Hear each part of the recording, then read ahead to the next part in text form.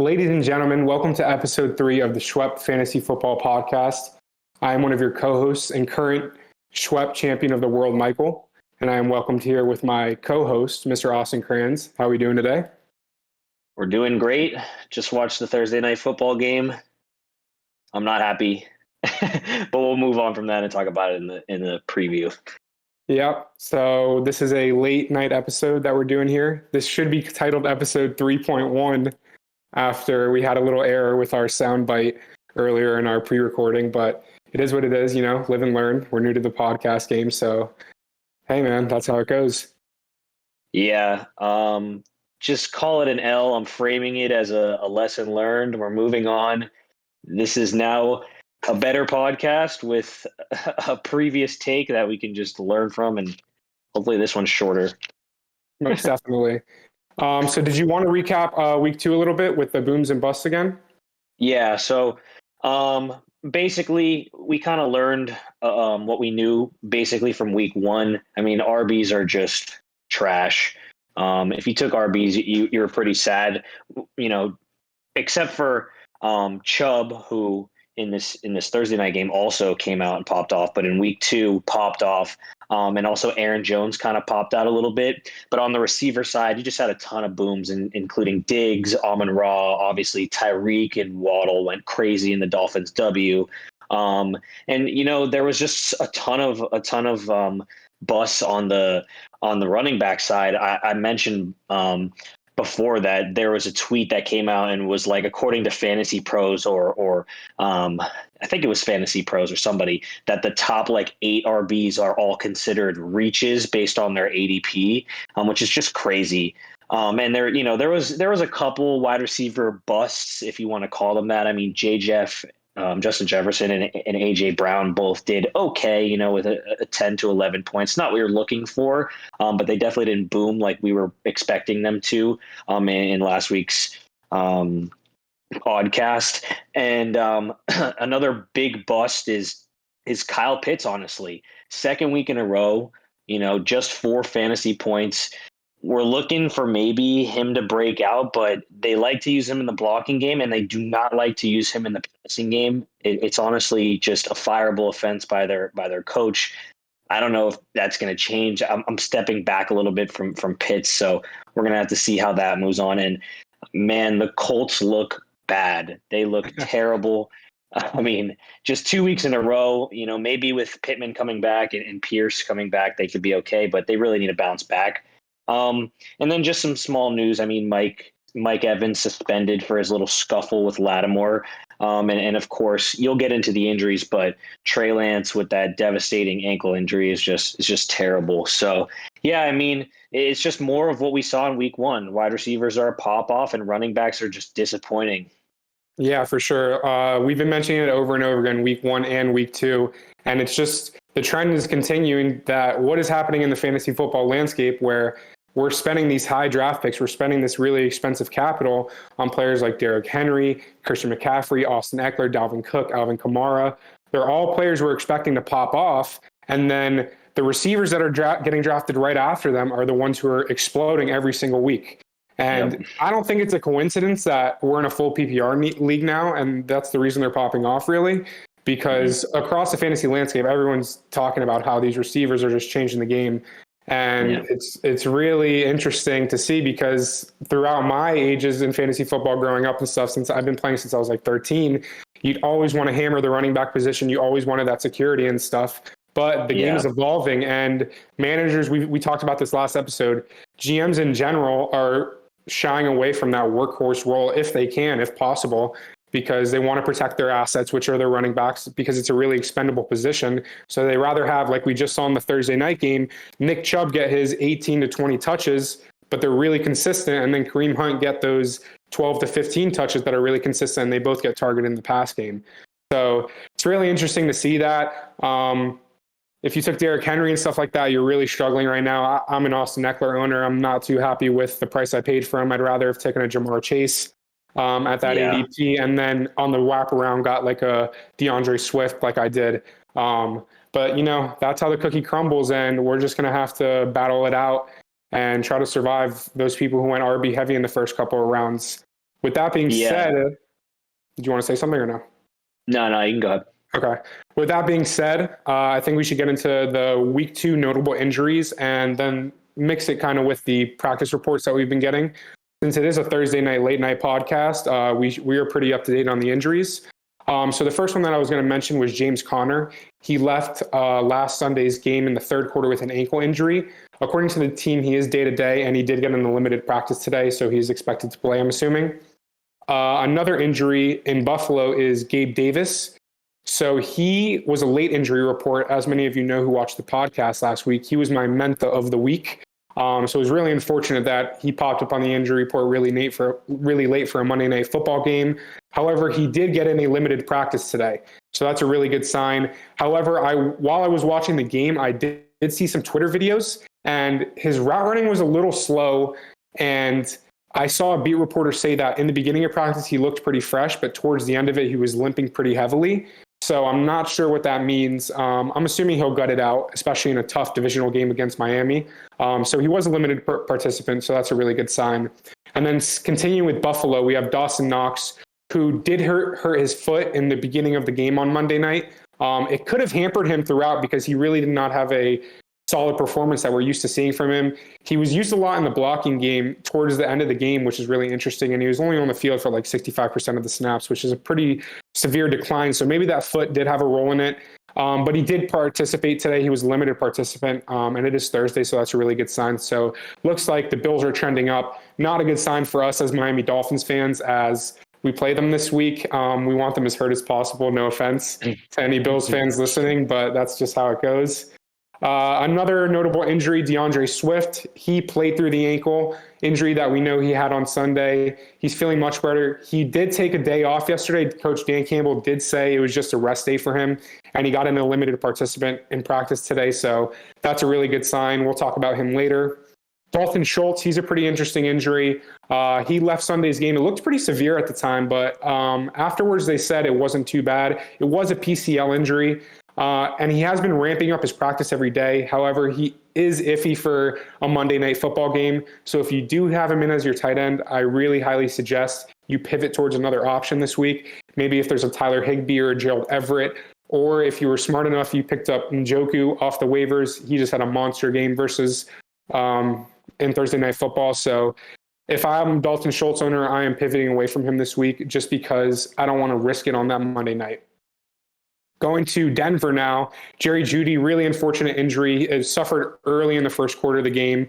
There's 2 diagnoses out there that I've been seeing. I've seen both ribs and shoulder injuries, so it could be a little bit of both there. It is a positive prognosis. They're considering him day-to-day. However, he was a do-not practice yesterday, and he was DNP today, and it's Thursday, so that's very concerning. It's really a shame because we're always so high on Jeudy. We've seen him throughout college. We all salivated over him, really can't wait for him to get to the league and level up. And there's just always seems to be hiccups in his way. So hopefully he can battle through that injury and get out on the field this week. It's not looking like it, though. Going over to Indianapolis, Michael Pittman. He did not play on Sunday with a quad injury. It happened late in the week, and it was on the injury report, which was pretty scary and sad.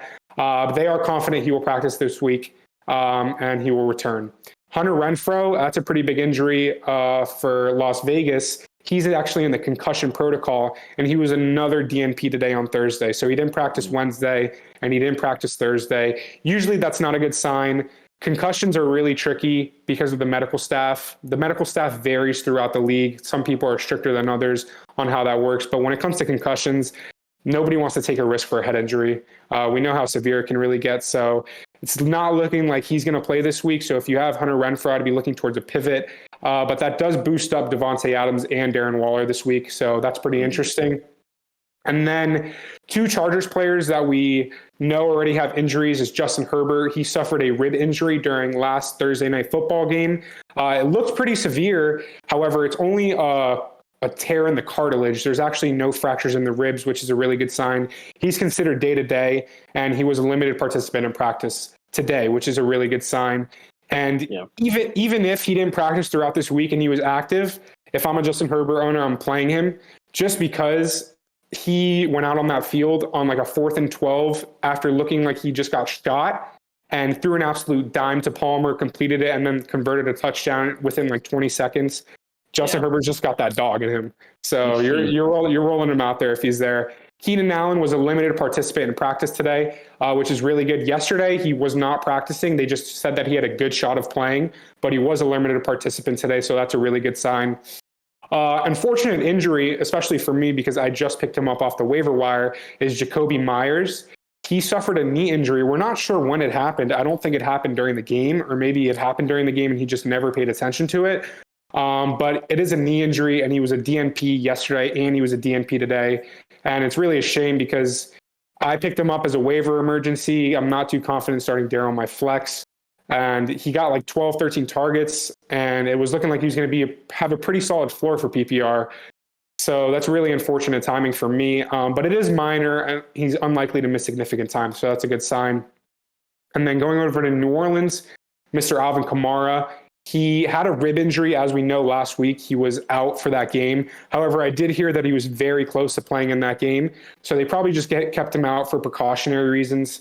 And honestly, it was a good decision, especially in a game versus the Bucs. You know, it's a divisional game. They always get really heated, as we saw with Mike Evans and Marshawn Lattimore, how they have that beef. Brady, Fournette, everybody's throwing cheap shots, tackling a bit harder and stuff, especially with a rib injury and you're a running back who's always getting contact. It was probably a better decision, and he was a limited participant in practice today. So that's a really good sign. One of the ones you mentioned earlier, very tragic accident down there in San Francisco, Mr. Trey Lance. He suffered a broken ankle that looked really severe. He's probably going to miss the remainder of the season, which is super unfortunate. From a fantasy football perspective, obviously we want the best for Trey Lance, but from a fantasy football perspective, I honestly believe that it's better for anybody who is a San Francisco 49er owner if you have shares in any of that team, because I personally believe that Jimmy G is better for them. He knows the system more. He's comfortable. He has chemistry with all these players. The rushing ability isn't there as much. However, that makes all the other players like Debo, Jeff Wilson Jr., and then all the receiving and passing players, they all have their solidified roles where it's not necessarily the defense is on their toes trying to figure it out. So it sucks that injury happened. It's really tragic. However, I think the steamboat of the 49ers is honestly going to improve.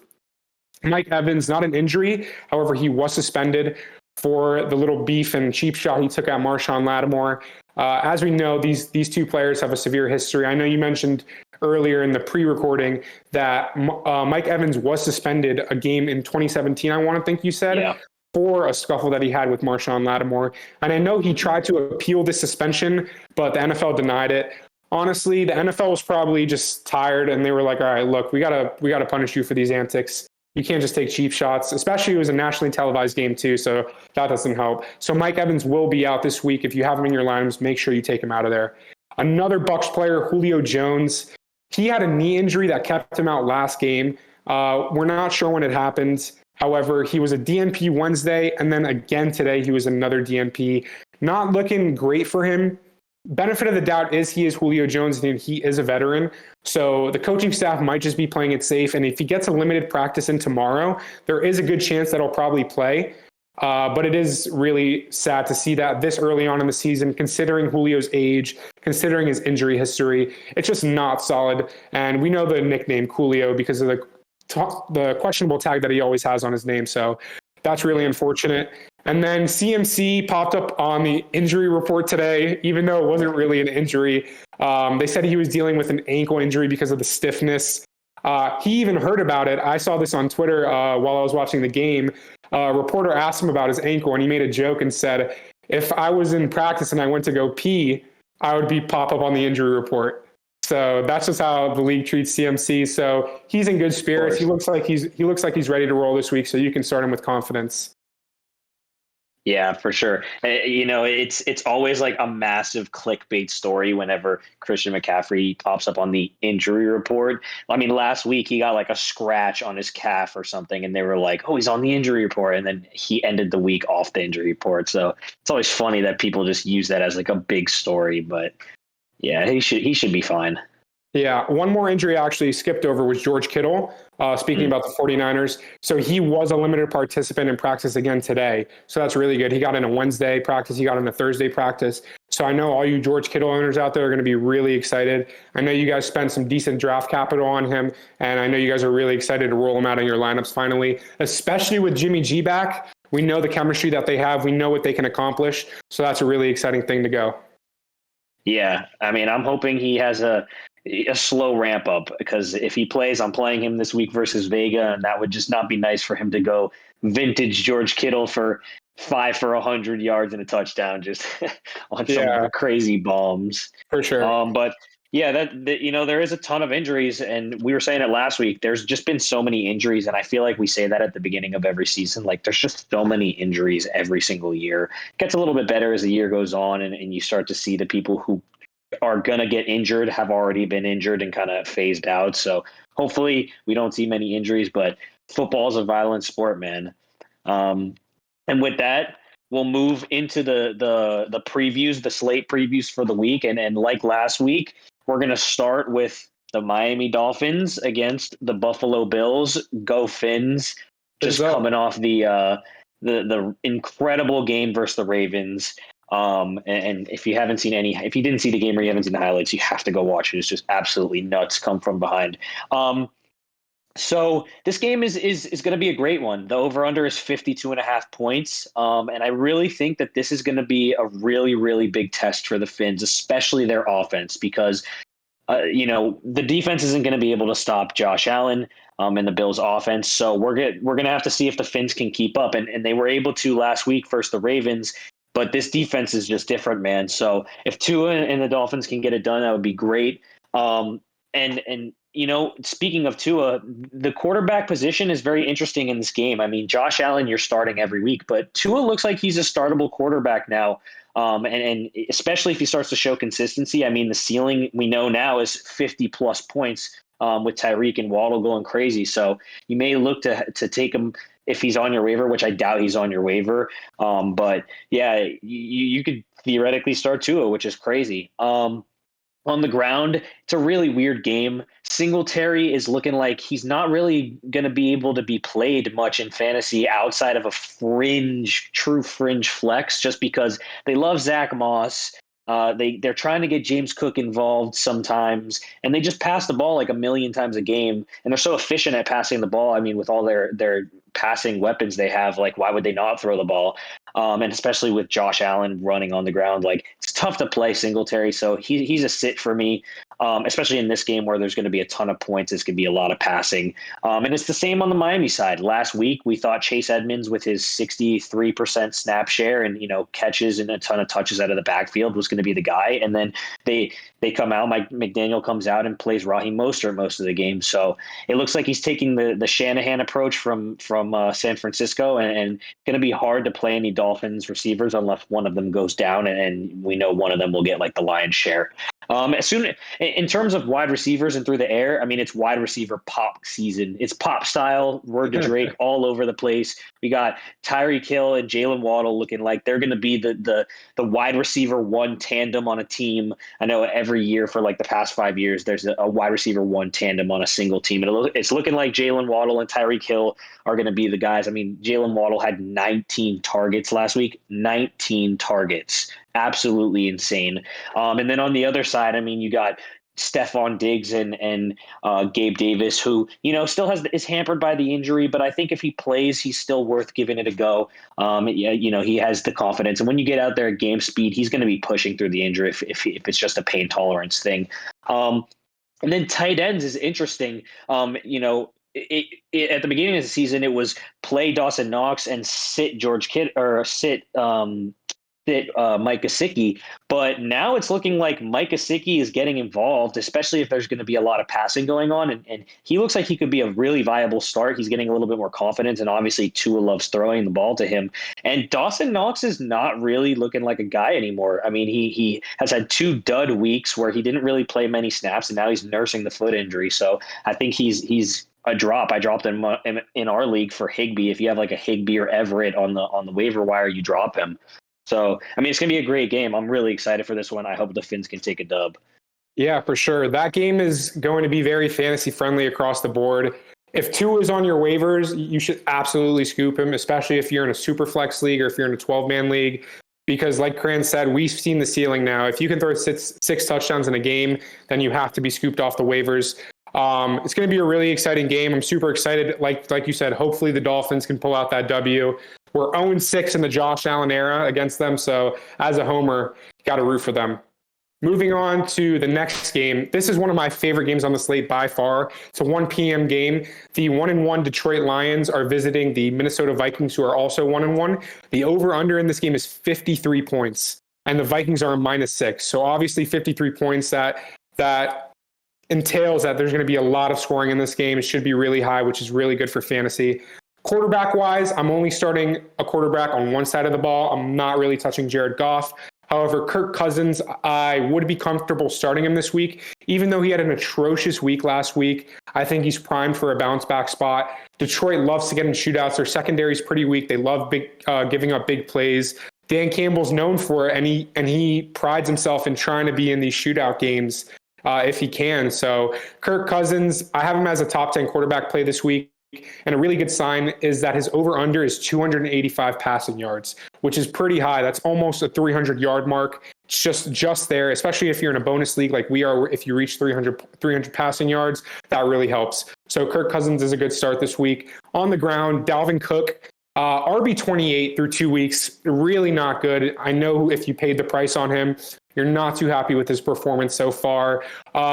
Don't fear, though. I honestly, truly believe this is a super smash matchup for Dalvin Cook. I have him as my running back 3 this week.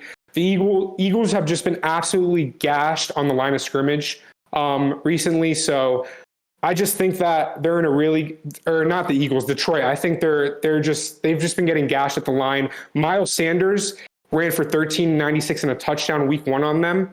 And also Boston Scott and Kenneth Gainwell were able to score touchdowns as well. So that's a really good sign. I think Dalvin Cook's in a prime spot. If they're able to beat up on the Lions, and the game script could be in his favor. However, since he's a passing back, I think he's just primed to have a really good breakout game that we've been waiting for Mr. Cook. Next on the ground, we have another absolute stud, DeAndre Swift. He has been the running back 3 through 2 weeks of the season so far already. So if you paid the price on that second round wraparound, hoping he fell there, you're ecstatic right about now. I know I have him in our 10-man league, in this league that we do this podcast for, and I couldn't be happier. He was nursing the ankle injury, and he was still on the field. He got out-snapped by Jamal Williams, 12 to 15 snaps. However, we saw what DeAndre Swift did with his touches. He had one scamper for over 51 yards, got pushed out right near the red zone. He looked absolutely elite on it. And then on some crazy broken dump-off play, Jared Goff whipped one to the right side of the field, and he broke like 2 tackles and ran it into the end zone. It just shows DeAndre Swift's ability to make game-breaking plays. And I honestly have him as a top 3 back rest of the season, just because his eye test to me is absolutely mental. Like, I can't get enough of the kid. He's an absolute stud. So that's really exciting. Going towards the passing game, Justin Jefferson, nothing really to say about him. I know he had an elite, sketchy game last week. Kirk Cousins played really terribly. He did get targeted a lot. He was trying to be force-fed. He just couldn't really get anything done, which is pretty unfortunate. But I have him as my wide receiver 2 this week. Like I said, the over-under, the passing yards for Kirk, all signs point to Justin Jefferson having a super-duper week. And he should continue to feast. His over-under is 96.5 receiving yards, which is insane. That Vegas is willing to put their money on, he's probably going to get 100 yards. I'm probably leaning towards the over in that, especially in a bounce-back game. Continuing with the Vikings, Adam Thielen, wide receiver 58 so far. I know people drafted him hopefully as that sneaky wide receiver 3 or your flex option in leagues, but Currens and I, we both knew this was honestly going to happen. He suffered an injury, and then he's at that age where he's 29 years old. That decline starts to happen unless you're a super, super freak athlete, and we're watching it now. He was able to get some garbage time points last week that saved his week. He got like 9 points, something like that. But I'm not too excited about him. He's a flex option at best, especially in PPRs, maybe. With the over-under, I don't hate him this week. So that's really that on the Viking side of the ball. And then Detroit, the only receiver you're going to start is Mr. Amon-Ra St. Brown, the sun god. I got a soft spot for the dude. Hard Knocks legend, won me a championship last year. He's the wide receiver 3 on the season so far, and he's just an absolute monster. As we know now, he's a wide receiver 1 for the rest of the season. If you're getting 12 to 13 targets a game, you're going to absolutely smash your ADP. Sevilla got him in like the 5th round, 6th round, something like that. it makes me infuriated. I took people like Elijah Mitchell over him and stuff like that. Just once you look at the draft board, you're like, damn, man, I really screwed that one up. But Amon-Ra, I was down on him because I thought that the injuries that took place last year, he was just in a perfect spot to pop off during that championship run. But he proved me wrong. He's the steal of the draft for me. He had 9 for 116 and two TDs last week. So he's in for another smash spot. I have him as a top 10 play this week. And then the only tight end I'm starting is TJ Hawkinson because Irv Smith, as we know, he's an absolute bum. On primetime TV, dropping wide open touchdowns. Come on, man. What are we doing here? You got to hit the road, buddy. So TJ Hawkinson, he's the tight end 21 right now. So I know if you paid the price for him, you're not too happy with the production. However, like I'm going to keep repeating in this game, this is supposed to be an absolute shootout. He should be a top 10 play this week. And as we saw last week, Minnesota is kind of vulnerable to the tight end position. Goddard was able to go 5 for 82. 5 catches isn't a lot. Granted, Jalen Hurts was absolutely slinging the ball. He was running all over him. Miles Sanders was super efficient with his touches. Everybody was just having a perfect game. So they didn't really need to force Goddard the ball. However, every catch he had was wide open and he had huge chunk plays. So that's really good for TJ Hawkinson. I kind of look at Hawkinson and Goddard in that same type of tier. They have the same type of athletic build and stuff like that. So TJ Hawkinson should be a good start this week. Yeah, I mean, that Detroit offensive line is nasty, man. They're going to continue to push DeAndre Swift to the moon and just give Jared Goofball a ton of time just to make plays. And, we know his ceiling. It's pretty solid. He went to the Super Bowl with the Rams. So, yeah. And then we'll jump from that incredibly amazing game to an absolute super pooper scooper of a game in the Chicago Bears versus the Houston Texans. Over under 40.5 points. This one is just going to be absolutely meat sack. I mean, if you're watching the Bears and you're a Bears fan, I'm sorry for you. Justin Fields, that whole team is just dog. There's really only like a couple. There's maybe like 1 or 2 like solid plays in this game altogether. The quarterbacks, you're not touching them really, especially in our 10-man league. Like Davis Mills is not great. They've thrown, they've gotten 2 touchdowns all year, and they were to the backup tight end. And Justin Fields is literally abysmal. He's the worst quarterback in the league, probably the worst backup in the league. We just saw Jacoby Brissett play better than Justin Fields. So you're not starting him at all. On the ground, it's interesting in Houston. We thought Dameon Pierce was going to be a nobody after last week, but it turns out he's going to be the guy there in Houston. It looks like they really want to get him the ball. He's really athletic. He looked really good out of Florida. And he outsnapped Rex Burkhead 13-2 this week. And it looks like for the rest of the year, they really want to get him going, and he could be a sneaky play down the stretch if the Houston Texans can get it going. For now, he's still kind of just a flex, kind of that 10-point, 15-point guy. And then for Chicago, you could play Demont. Demont is a solid guy. He's going to get you good. He's going to have a solid floor, but his ceiling is just so limited with how bad that team is. And with Khalil Herbert lingering in the background, it's just tough. Like, you really hope that at some point they don't start moving Khalil Herbert and his snap share up and taking some work from David Montgomery. But David Montgomery, he's looked solid. He can get it done for sure. Through the air, it's just abysmal. I'm not even going to name Chicago wide receivers because you can't touch them at all. I mean, Rosie literally took Darnell Mooney thinking he was going to be like a wide receiver too, and he's now on the waivers. So it's just terrible. And not to mention tight end for Chicago, Cole Kmet has 0 catches on the year. 0. He has the same amount of points as Rob Gronkowski on the fantasy year. So, no outlook there. Houston, I mean, you can always play Cooks. He's a really, really solid guy every single year. He's a really good receiver and criminally underrated. And as of lately, he's at like a 50% catch percentage, which is really, really low for him. He's typically a 67, 68% catch percentage guy on the year. So I think that's going to move back towards the mean, which he's going to see, better production across the average of the year, which is good for him as he's looked somewhat solid and he's played decently in the first couple games of the year. And then at tight end for Houston, you're not touching anybody. OJ Howard, Brevin Jordan. It's just a muddy tight end room there. Yeah, for sure. Honestly, we've both said this throughout I said it in the first episode and we both said it in the second episode. Chicago, we've been completely off of them. I tried to make room for Darnell Mooney in my head. Like, all right, the targets are there. If you look at his last year, weeks 12 to 16, he had like 13 targets a game. He was like 29 points, 26 points. I don't know what happened in Chicago. I don't know if Justin Fields got his passing ability taken like in Space Jam from the aliens. I don't know what happened. But if they don't figure it out soon, he doesn't throw the ball. Yeah, they don't. You said, they were down times last game. They were down the entire game, and they only threw the ball 11 times. So somebody's got to get fired there, and free my dog Demont, because he stays getting it done. He puts in that elbow grease, man. So free him. So that should be definitely a stinker game. Moving on to another game, a surprising one. The Bengals are going to visit the New York Jets. The Bengals are 0-2, so they're definitely that Super Bowl runner-up hangover. They're facing it right in the face right now. Yep. So they've lost in heartbreaking fashion the last 2 weeks. First week to the Steelers in a crazy overtime game where they could have won it multiple times. And then last week to a Brett Maher game winner versus Dallas. So that's pretty unfortunate there. And then the Jets just won a super crazy last-second come-from-behind win versus the Browns. So this is a battle of highs versus lows. Let's see who wins that game. The over-under is 45, and the Bengals are favored by 6 points there. So Vegas has them, even though they're away, a pretty heavy favorite. Through the air, you're only going to be starting Joe Burrow here. Most people are on that bandwagon of what the hell is going on with Joe Burrow.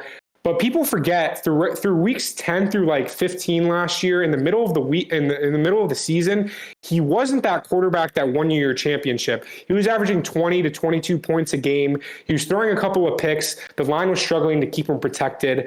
So these interceptions and stuff, don't get me wrong, they are ugly. And you're expecting him, since he went to a Super Bowl, to be that elite fantasy quarterback, especially if you think he was a steal at his value.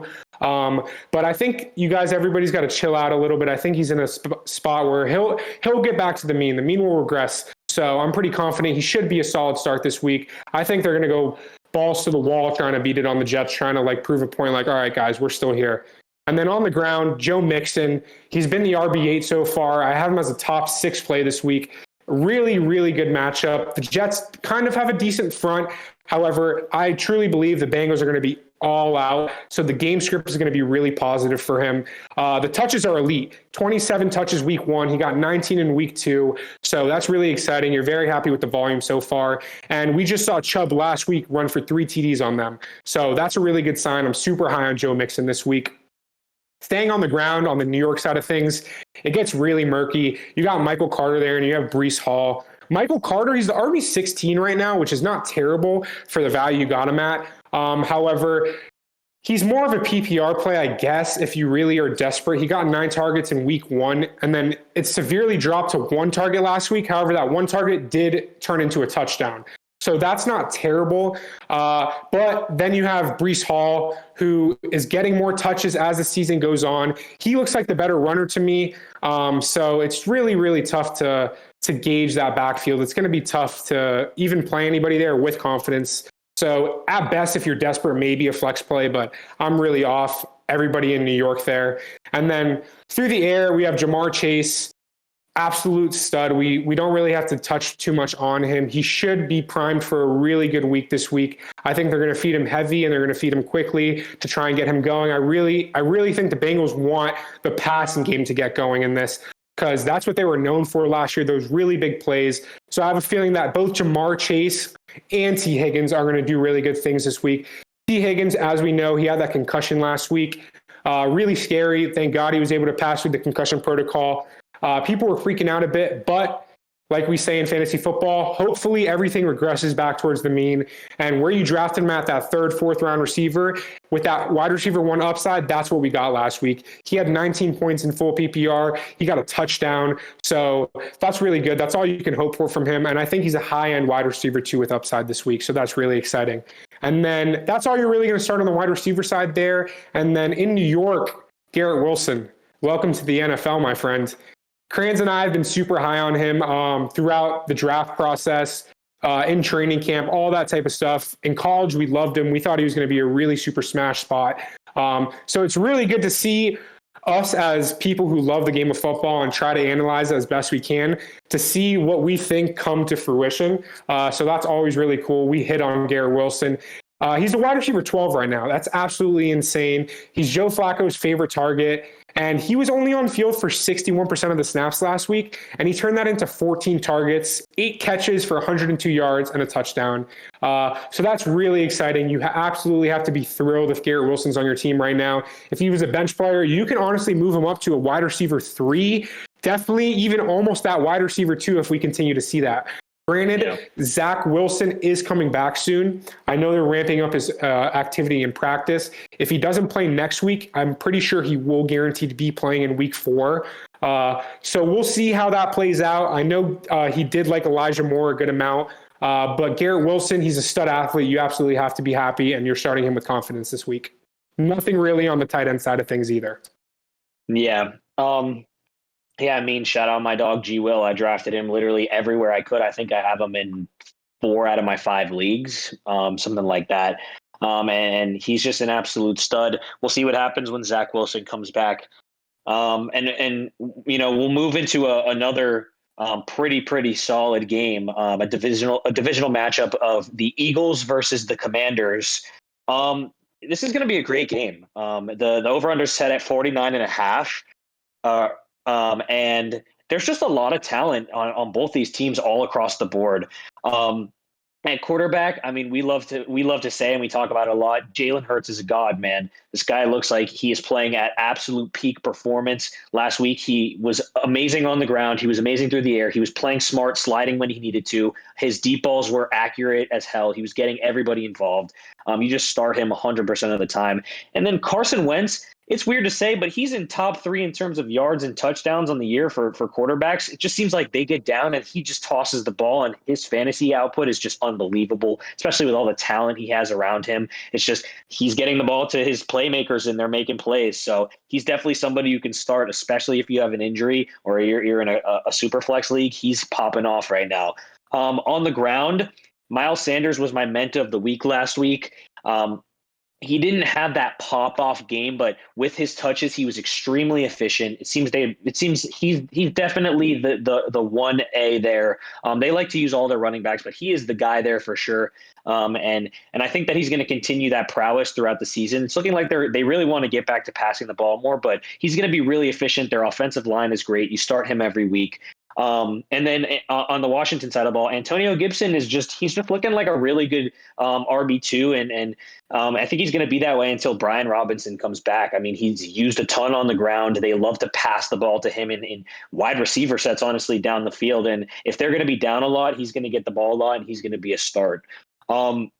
When Brian Robinson comes back, though, I don't know. Things might get sketchy. Brian Robinson is a really, really good football player, and I think he could take away a lot of work. So we'll see what happens. He was on the training field for the first time since he was shot, so we're going to have to wait and see. But for now, Antonio Gibson is definitely a start. Through the air, there's just studs everywhere. I mean, A.J. Brown is just an absolute monster. He didn't have an amazing game last week, but he was still super, super solid. It was, I forget what the exact statistics were, but it was like something around like 45% of the Eagles passing plays. A.J. Brown was Jalen Hurts' first read, which was the highest of any wide receiver in the league. So he's the number one guy there. Jalen Hurts loves to throw the ball to him. He's going to get the ball a ton, even when they get Devontae Smith involved and Dallas Goedert involved, that he still had 12 points, which is a very solid floor. But you're looking for those pop-offs, and I think he's going to continue to pop off. And then Devontae Smith, I mean, he's back. We thought he was going to have a struggle or some struggles with his no catch game, but they love him. He's honestly a really good wide receiver, and I know they want to get him involved, so they got him involved, and he's going to be a great wide receiver for them, and a good wide receiver too in flex play for the rest of the year. And then the tight end, Dallas Goedert, he's an absolute stud. You were talking about him in that TJ Hawkinson, good athlete range where he's going to get good dump offs. He's going to have some down the field plays. He's a good security blanket. And the Eagles, they have a funnel. It's A.J. Brown, Devontae Smith, and Dallas Goedert. Those are the people who are going to get the ball. That's it. Anybody outside of them is rarely going to see the ball. On the Washington side of the ball, it's really interesting. I mean, Terry McLaurin has not really paid dividends on what you spent on him in terms of capital. He seems like he's just like an X guy. He's just going to be on the outside, going deep routes. And, he's played solid. He's had some solid fantasy outings, but it's just not what you're looking for out of Terry McLaurin. And the same with Jahan Dotson. I know he's young. I know he's a rookie and he's up and coming, but he seems like he's used in more niche scenarios, a red zone guy. But the real stud lately has been Curtis Samuel. I mean, he's been used all over the field. He's gotten a ton of catches.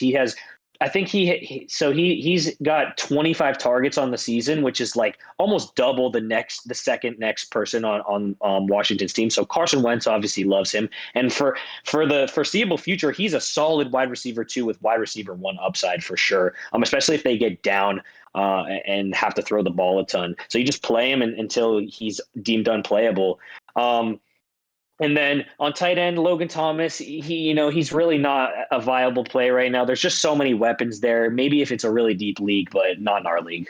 Yeah, for sure. Just to comment on that, props to Jalen Hurts and the Eagles for developing him, because the leap that he's made this season, like already from 2 weeks, and just the passing game, we knew he was an elite runner, but just the way he's going through his reads, he's being really patient. Just super props to him for really elevating that Eagles team. I know a good amount of our friends had them as a dark horse to make a playoff run this year. So that's really exciting to see in Philadelphia. And then on the Washington side, if you listen to our podcast, week 1 and 2, we've been high on Curtis Samuel after that first week because we've seen the trend. That's what we do in fantasy football. We try to follow those trends as best we can. And Curtis Samuel plays the exact game that Carson Wentz loves. He loves those middle of the field. He loves those out routes to the side, not necessarily super bombs like Terry is known for and Jahan Dotson can do. So Curtis Samuel's a great play. Curtis Samuel had some, his career was a little bit derailed by some injuries. Obviously the Panthers was just not a good fit for him, but while he's on the field, I think he's averaging like 17 fantasy points per game, which is just, that's great for a wide receiver. So if he can stay healthy, he's a solid play. For sure. And who would have thought that through 2 weeks of football, Tua, Joe Flacco, and Carson Wentz are passing leaders. And we went over all of their games already. It's just crazy. You would think it's Herbert, Keenan Allen, Lamar, Josh. Nope, it's those three guys. That's the NFL for you. Moving on to another AFC game, we have the 1-1 Baltimore Ravens visiting New England to face Mac Jones and the Patriots, who are also 1-1. The over-unders at 43.5, and the Patriots are plus 2.5, so they have the Ravens favored in this game. Through the air, you're not going to be starting Mac Jones. I'm in the camp that believes Mac Jones is kind of a fraud. He's very, very system-based. The media loved to gas him up last year because he made the playoffs, and then he got absolutely whooped by Josh Allen. I'm not starting him. Maybe if you're in a super flex league and you're desperate, you're going to start him. But even then, there's better options out there. Lamar Jackson, though, not really much to say. He's an absolute stud. He absolutely popped off on our Miami Dolphins last week. We were still able to get the win, but the rushing upside and the passing upside with him are just absolutely incredible. He's a superstar talent. Baltimore Ravens, if you don't pay him, you guys are idiots. And if not, come to Miami, please, your hometown. We'd love to have you. Last week, he was the first quarterback ever to throw for a touchdown of more than 65 yards, as well as a rushing touchdown of more than 65 yards. And nobody's even talking about it because of Tua's superstar game that he had, which just shows how crazy that game was. But you're starting Lamar Jackson with absolute confidence this week. I have him as my QB3. On the ground, it gets really murky for both sides of the ball. As you know, in New England, we have Damian Harris and Ramondre Stevenson. Damian Harris, he's the RB20 right now. He did have 15 for 71 in the touch last week, which is pretty encouraging. However, Ramondre does get most of the targets there. So I really only have Damian Harris as an RB3, maybe that flex appeal range. And then Ramondre as well. He's clearly the clear-cut number 2 wide receiver, especially with Tymon going on the IR for that ankle injury that he suffered. But it's just really hard to trust Bill Belichick. We've known since forever they love that RBBC by committee approach. James White used to be their passing back. They really, really do good things when they work in a tandem. That's the way they favor everything. So both of these running backs are really hard to trust. I'm not starting any of them with confidence this week. And the Ravens, they do have a pretty stout line, so it should be interesting. I'm kind of off of them. And then on the Baltimore side of the ball, Lamar Jackson's the RB1 there. So you're not starting Mike Davis. All these other players, they're just not really it. J.K. Dobbins, I know owners are getting a little bit itchy. They want him on that field. He practiced in full every day last week. And then again, today he practiced in full. Yesterday he practiced in full. But as we know, the head coach does not make the decision on injuries. It's up to the medical staff. And if they don't deem him ready to play, then there's a reason for it. If he plays this week, I'm still giving him a week. I wouldn't start him this week. I'd have some hesitation. They probably want to work him through, give him a light workload to see how he responds to that. So I'm definitely not starting him this week. But if you're a J.K. Dobbins owner, just be patient. I think the time will come. The talent is there. We know it is. So just be patient. He should come around soon. And then through the air on the Baltimore side of things, Rashad Bateman, he's just he's one of my guys. He's one of your guys too. We both love him. He's just an absolute stud. The targets aren't there, which is kind of concerning. It's a bit weird knowing that he is the wide receiver one there. Mandrews is the alpha target there for Lamar no matter what. However, we all drafted Rashad Bateman expecting him to be that number one wide receiver, especially with Hollywood Brown moving over to Arizona. He hasn't gotten more than 6 targets in both weeks, which is kind of concerning. However, the skill is absolutely there. He's a game-breaking receiver. Off the line, he's just so smooth, so quick with his cuts, and his footwork is impeccable. So Rashad Bateman, even if he's on the field for 25% of the snaps, he still has a chance to do some crazy things.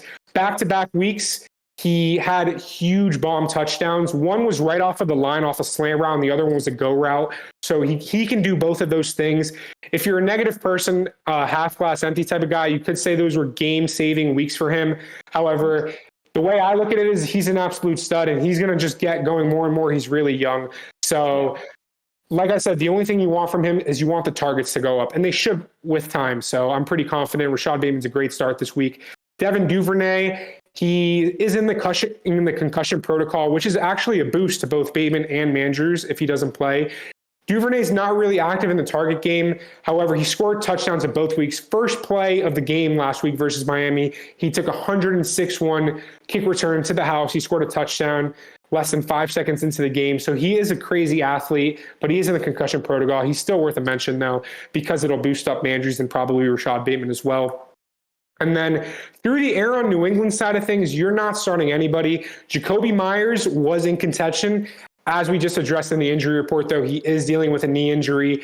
He was a DNP Wednesday and a DNP Thursday. I'm leaning on the side that he's not really going to play this week, which is pretty unfortunate because Mac Jones is going to need that safety blanket this week. So that really sucks, especially for me. I picked him up off waivers this week, hoping he would be a flex play for me. And then the injury report pops up, so that's really unfortunate there. And then tight end wise, Mandrews, you're starting him. He had an absolute nuclear game last week versus us, the Dolphins. I have him as my tight end too this week. There's nothing really to say on him. The target share is there. The route running is there. He's just an amazing guy. Hunter Henry could be a play. His snap percentages were terrible last week. However, with Jacoby Myers out, maybe he gets it going a little bit. So that could be interesting. Keep an eye out for that. He's really like a tight end, like 3 maybe. So you're not starting him with confidence at all, but he's worth a mention with the Jacoby Myers injury. Yeah, I'm really expecting this to be just a blowout by the Ravens, if I'm being honest. And you know, it could be a weird game. Who knows? The New England's defense is not bad, but it's just going to be. It's hard to foresee them not being on the field for 95% of the game, and then just Lamar just throwing the ball and running the ball down their throat. So we'll move into another game, and as we're looking over these slates again. Because we're doing this podcast twice now. This is shaping up to be a really fun week. This is another really good game, which is the Rams versus the Cardinals, another divisional matchup.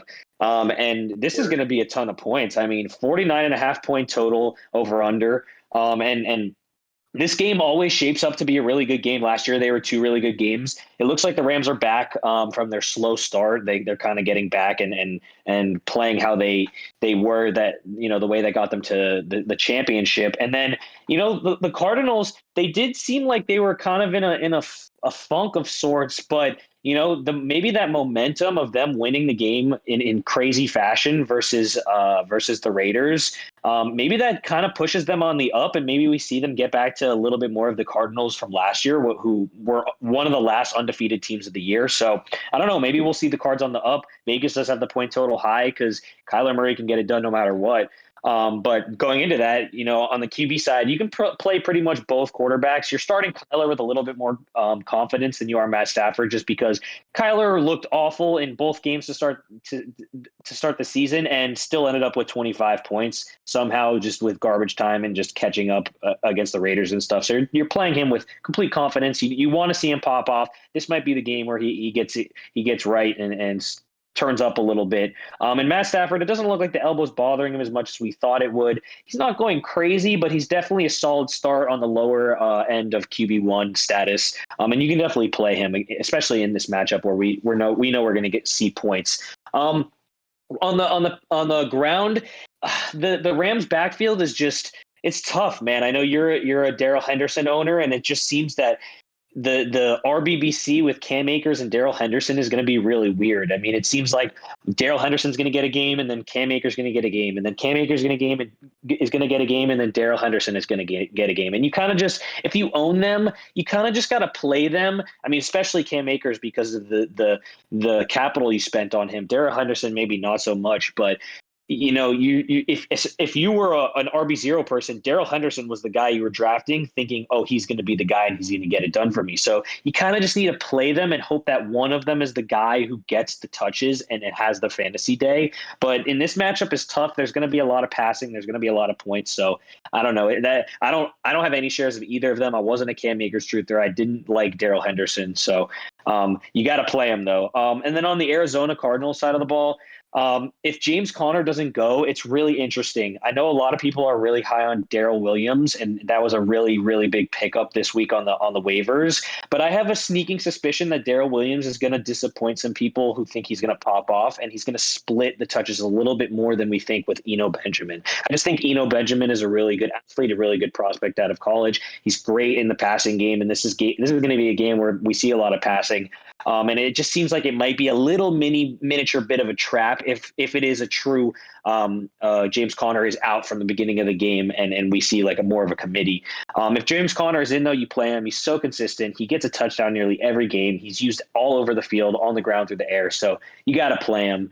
And then as far as receivers go, Cooper Kupp is a smash spot. He's absolutely disgusting. I mean, it's just ridiculous how many catches he gets, how many yards he gets, how many touchdowns, and no team can stop him. It's absolutely crazy. But the interesting thing is that Allen Robinson got it going. We did predict a bounce back for Allen Robinson week 2, and that did come to fruition. I mean, Sean McVay wanted to get him the ball. We knew they wanted to get him the ball. They weren't going to give him, 0 catches. It just made no sense. So they came out, they threw a touchdown to him on a little fade, got him in the end zone. He got it going. And I think for the rest of the year, he's going to be solid. I really have him ranked as like a fringe wide receiver 2 for the rest of the year. So you're starting him for sure. And then on the Cardinals side of the ball, Marquise Brown, he's really not lived up to what we really wanted from him. I know you and I were both high on him and thought, especially with D-Hop out, that he was going to see a ton of production and pop off. He has jumped in targets and he is seeing a little bit more work, but he still hasn't hit like a true pop-off game. He's been around 12, 14 points floor, which is solid. But being one of the main options there, you really want to see him pick up the pace. But I think you definitely start him with confidence as like a wide receiver too. He definitely has the ability to pop off. And then a sneaky play is Greg Dortch, who was a big waiver pickup last week. The kid is nasty. He honestly gets a ton of work. He looks explosive with the ball in his hands. He got in the end zone last week. Kyler seems to like him. He seems like he's getting open. He's able to throw him the ball like a ton of times. Every time I see him catch the ball, I'm like, dude, this kid Greg Dortch is just crazy. So he's a sneaky play for your flex if you're looking for that. And then on the tight end side, I actually just picked up Tyler Higbee. I was so surprised he was on our waivers. He had like 98% snap share with like 7 targets this week. He had like 10 targets last week. It seems like he's a security blanket for Matt Stafford, and they're going to throw him the ball. I know there was like in and out splits for Tyler Higbee when Robert Woods was off the field and his production was absolutely crazy when Robert Woods was off the field. And I thought with Allen Robinson coming in that Allen Robinson would take that Robert Woods role, and we wouldn't really see the in-out splits as much. But it seems like Tyler Higbee might actually take that Robert Woods across the middle of the field role, or like short little chain mover dump offs, and really be a good tight end position that you could pick up off the waivers. I'm sure he was on the waivers in most leagues, or a really, really late drafted tight end. So if you drafted him, congrats. He looks like he's going to be really solid for the rest of the year. And then Zach Ertz, surprising me, honestly. I thought he wasn't going to be healthy. The calf injury, really, really had him really sketchy for week 1, but he came out, had a touchdown. And then last week, he was another solid security blanket for Kyler Murray. He's going to throw him the ball. He's going to get him involved. And as long as D-Hop's out, he's going to get a ton of touches. So you can play Zach Ertz with confidence for sure. Yeah, like you just said before the start of this game, the more that we go through this slate, the more we realize this Sunday might be really, really fantasy friendly. We might have some really high scoring teams across the board just because there's super offenses facing each other. Just want to give a quick shout out to Sean McVay and the Rams for being so transparent with their communication with the public. After week 1's abysmal collapse, the first thing Sean McVay said was, I need to get Allen Robinson going. And then first red zone trip, week 2, fade route. Then he had another touchdown that was called back. It was on the ref's fault. The refs weren't ready to play the call or set the play. And he did score another touchdown. So he would have had 2 on the week. And that's just really good transparency on his part. And then they said they wanted to get Cam Akers involved right away as well in this game. And that's what they did. He was out there for the first 2 drives. It wasn't consistent. He wasn't the alpha guy there. It's really a timeshare between him and Darryl. But props to Sean McVay for being really transparent with the public. That's really always a positive when you're in fantasy football and you're trying to get any little piece of data that you can. I know people who had Austin Eckler last year were super happy because he's a really big streamer on Twitch, and he would literally let you know, like on a Wednesday, if he's streaming, like, yo, I'm not playing this week. So you don't have to follow any injury reports or anything like that. So whenever there's transparency like that, that's super exciting. That should be a super banger game. I'm really excited for it. Moving on to another AFC game that I have. It's the Las Vegas Raiders. They are going to be visiting the Tennessee Titans. Both of these teams are 0-2. The Titans could have been expected, but the Raiders is a pretty big surprise there. The over-unders set at 45.5 points, and the Titans are +2. If I was a gambling man, which I am, I would absolutely be slamming the Raiders here. I don't think that 2 points is enough, especially after what we just saw the Tennessee do against Buffalo. They looked anemic out there. They don't have any life, no receivers. Raiders are a smash spot across the board for me. Derek Carr, he's the QB10 for me this week. I think after what we saw versus Buffalo, what Josh Allen was able to do out there, he slung the ball all over the field with ease. The secondary was able to just collapse on so many plays. They were able to get sideline work, middle of the field work, deep routes. So I think Derek Carr is going to really get it going this week, and I think he'll be able to be a pretty good, solid play. And then on the ground, Derrick Henry, man, just tragic. Pouring out for my dog. He's the RB38 through 2 weeks right now, which is absolutely horrific. I know if you paid the price on him, you're just really heartbroken right now. As we said in the previous podcast that got deleted, he was drafted as the 1.1 in one of our 12-man leagues. So to have him there, it just really sucks. Shout out Corey. Yeah, man. Corey took an L there. So Derrick Henry, you just have to play him. Like, you spend so much capital on him that if you don't play him, you're hurting your team. I have him as the RB9 this week. It's really tough to gauge what's going to happen. It's a hard matchup. Week 1, Eckler wasn't really able to get anything going there. They stuffed them on the goal line multiple times on multiple drives. And then James Conner last week did get an injury. But before that, he was getting jammed up pretty severely. And then Darrell Williams was able to get a touchdown, but there wasn't any crazy statistics. They weren't averaging crazy yards per carry. So it's going to be a harder matchup, in my opinion, but you have to roll Derrick Henry out there. And then going towards the Vegas side of things, Josh Jacobs, I have him as my RB20 this week. Last week was very encouraging. He had 19 touches for 69 yards, The yards isn't super crazy, but the touches are really good. The volume's there. And what I truly believe to be a favorable game script, I think the Raiders are going to put it on the Titans. I think that's a prime spot for Josh Jacobs to get those garbage time points. I think he's really going to get fed the ball. I wouldn't be surprised if he got 22 to like 25 touches this game, which is an uptick from his normal touch rate. So if you're a Josh Jacobs owner, you're going to be pretty happy this week, I can imagine. And then through the air, Davante Adams, he was absolutely locked up last week. I was super judgy on and critical on the Cardinals secondary last week because they got absolutely torn apart. However, they really were able to keep Davante Adams in check. But I think he's in a prime spot for a bounce back week. After we saw what Stephon Diggs did to them, he had like over 140 yards and 3 touchdowns. He didn't even play like a single snap of the fourth quarter. The secondary there in Tennessee is super weak. I know Diggs and Allen were targeting a rookie cornerback throughout most of his routes. I can imagine that Carr and Davante Adams are going to try to do the same thing. Maybe Tennessee is going to change it up. Maybe they're going to have a lot of safeties fall back this week because of what happened last week. I'm not really sure.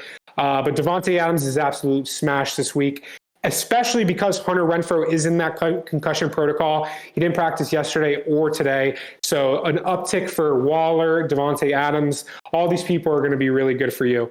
And then Treylon Burks on the Tennessee side of things. He's a great rookie. He looks really solid. However, he is dealing with an ankle injury. And then just that offense is honestly anemic right now. The targets are there a little bit. He is a rookie. I would probably be pretty high on him come around next year because we know those second-year receivers like to really bloom then. So it's a shame. If you have a keeper in Dynasty, you're going to be happy in the long run. But right now, Treylon Burks is really like a wide receiver 4. I'm not starting him with confidence in any leagues. And then Darren Waller is the only tight end I'm starting in this game. He had an absolute great game last week. He's my tight end 3 this week. Tennessee's middle of the pack versus tight end, so it's not a huge upside matchup for them. We saw Dawson Knox not really able to get it going last week. However, Darren Waller is just a game breaker. He's huge in the red zone for him. I was really high on Darren Waller because in a lot of preseason, I know he was really excited last year and the year before when he had these breakout years. The Raiders surprisingly didn't have a lot of go-to play calls for him in the red zone. Derek Carr and him just really had this chemistry where they would just throw it up and get it. However, this year he made an emphasis on saying over and over again in interviews that there was a lot of plays called for him in the red zone this year. There's a lot of plays specifically for Waller. So that's really exciting. And you're starting Waller with absolute confidence for the volume and the upside. Yeah, I hope it doesn't.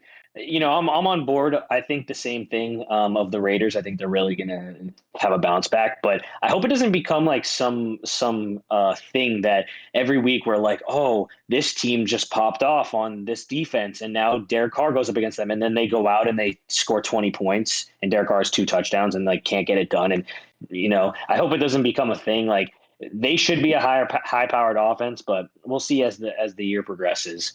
And then. Honestly, another really good game. If things play out like they did last year, and if the Colts can pick it up, it's the Chiefs versus the Colts. It's a 50.5 point over under. I mean, it's really, there's going to be a ton of points. The Chiefs are just absolutely nasty. It makes absolutely no sense. Tyreek Hill leaves and Patrick Mahomes is a god. They just look unbelievable. And then on the flip side, the Colts are just absolute dog meat.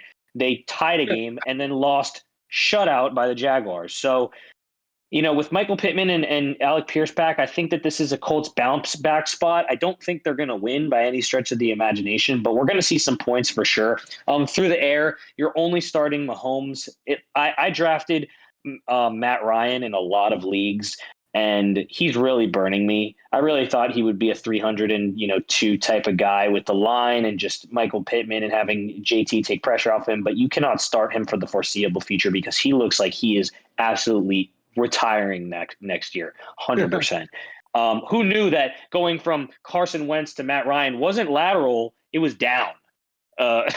So on the ground, Clyde Edwards-Helaire is really interesting. He's the running back 5 on the year because of his fantasy production, but his snap percentage is so low. They pass the ball so much. I mean, they get him involved, and he's on a super team. So you play him and you have confidence in him theoretically, but it's a really weird spot. He's kind of like a semi sell high target for me right now. But you play him, especially if you went RB0. He's been a solid running back for you all year.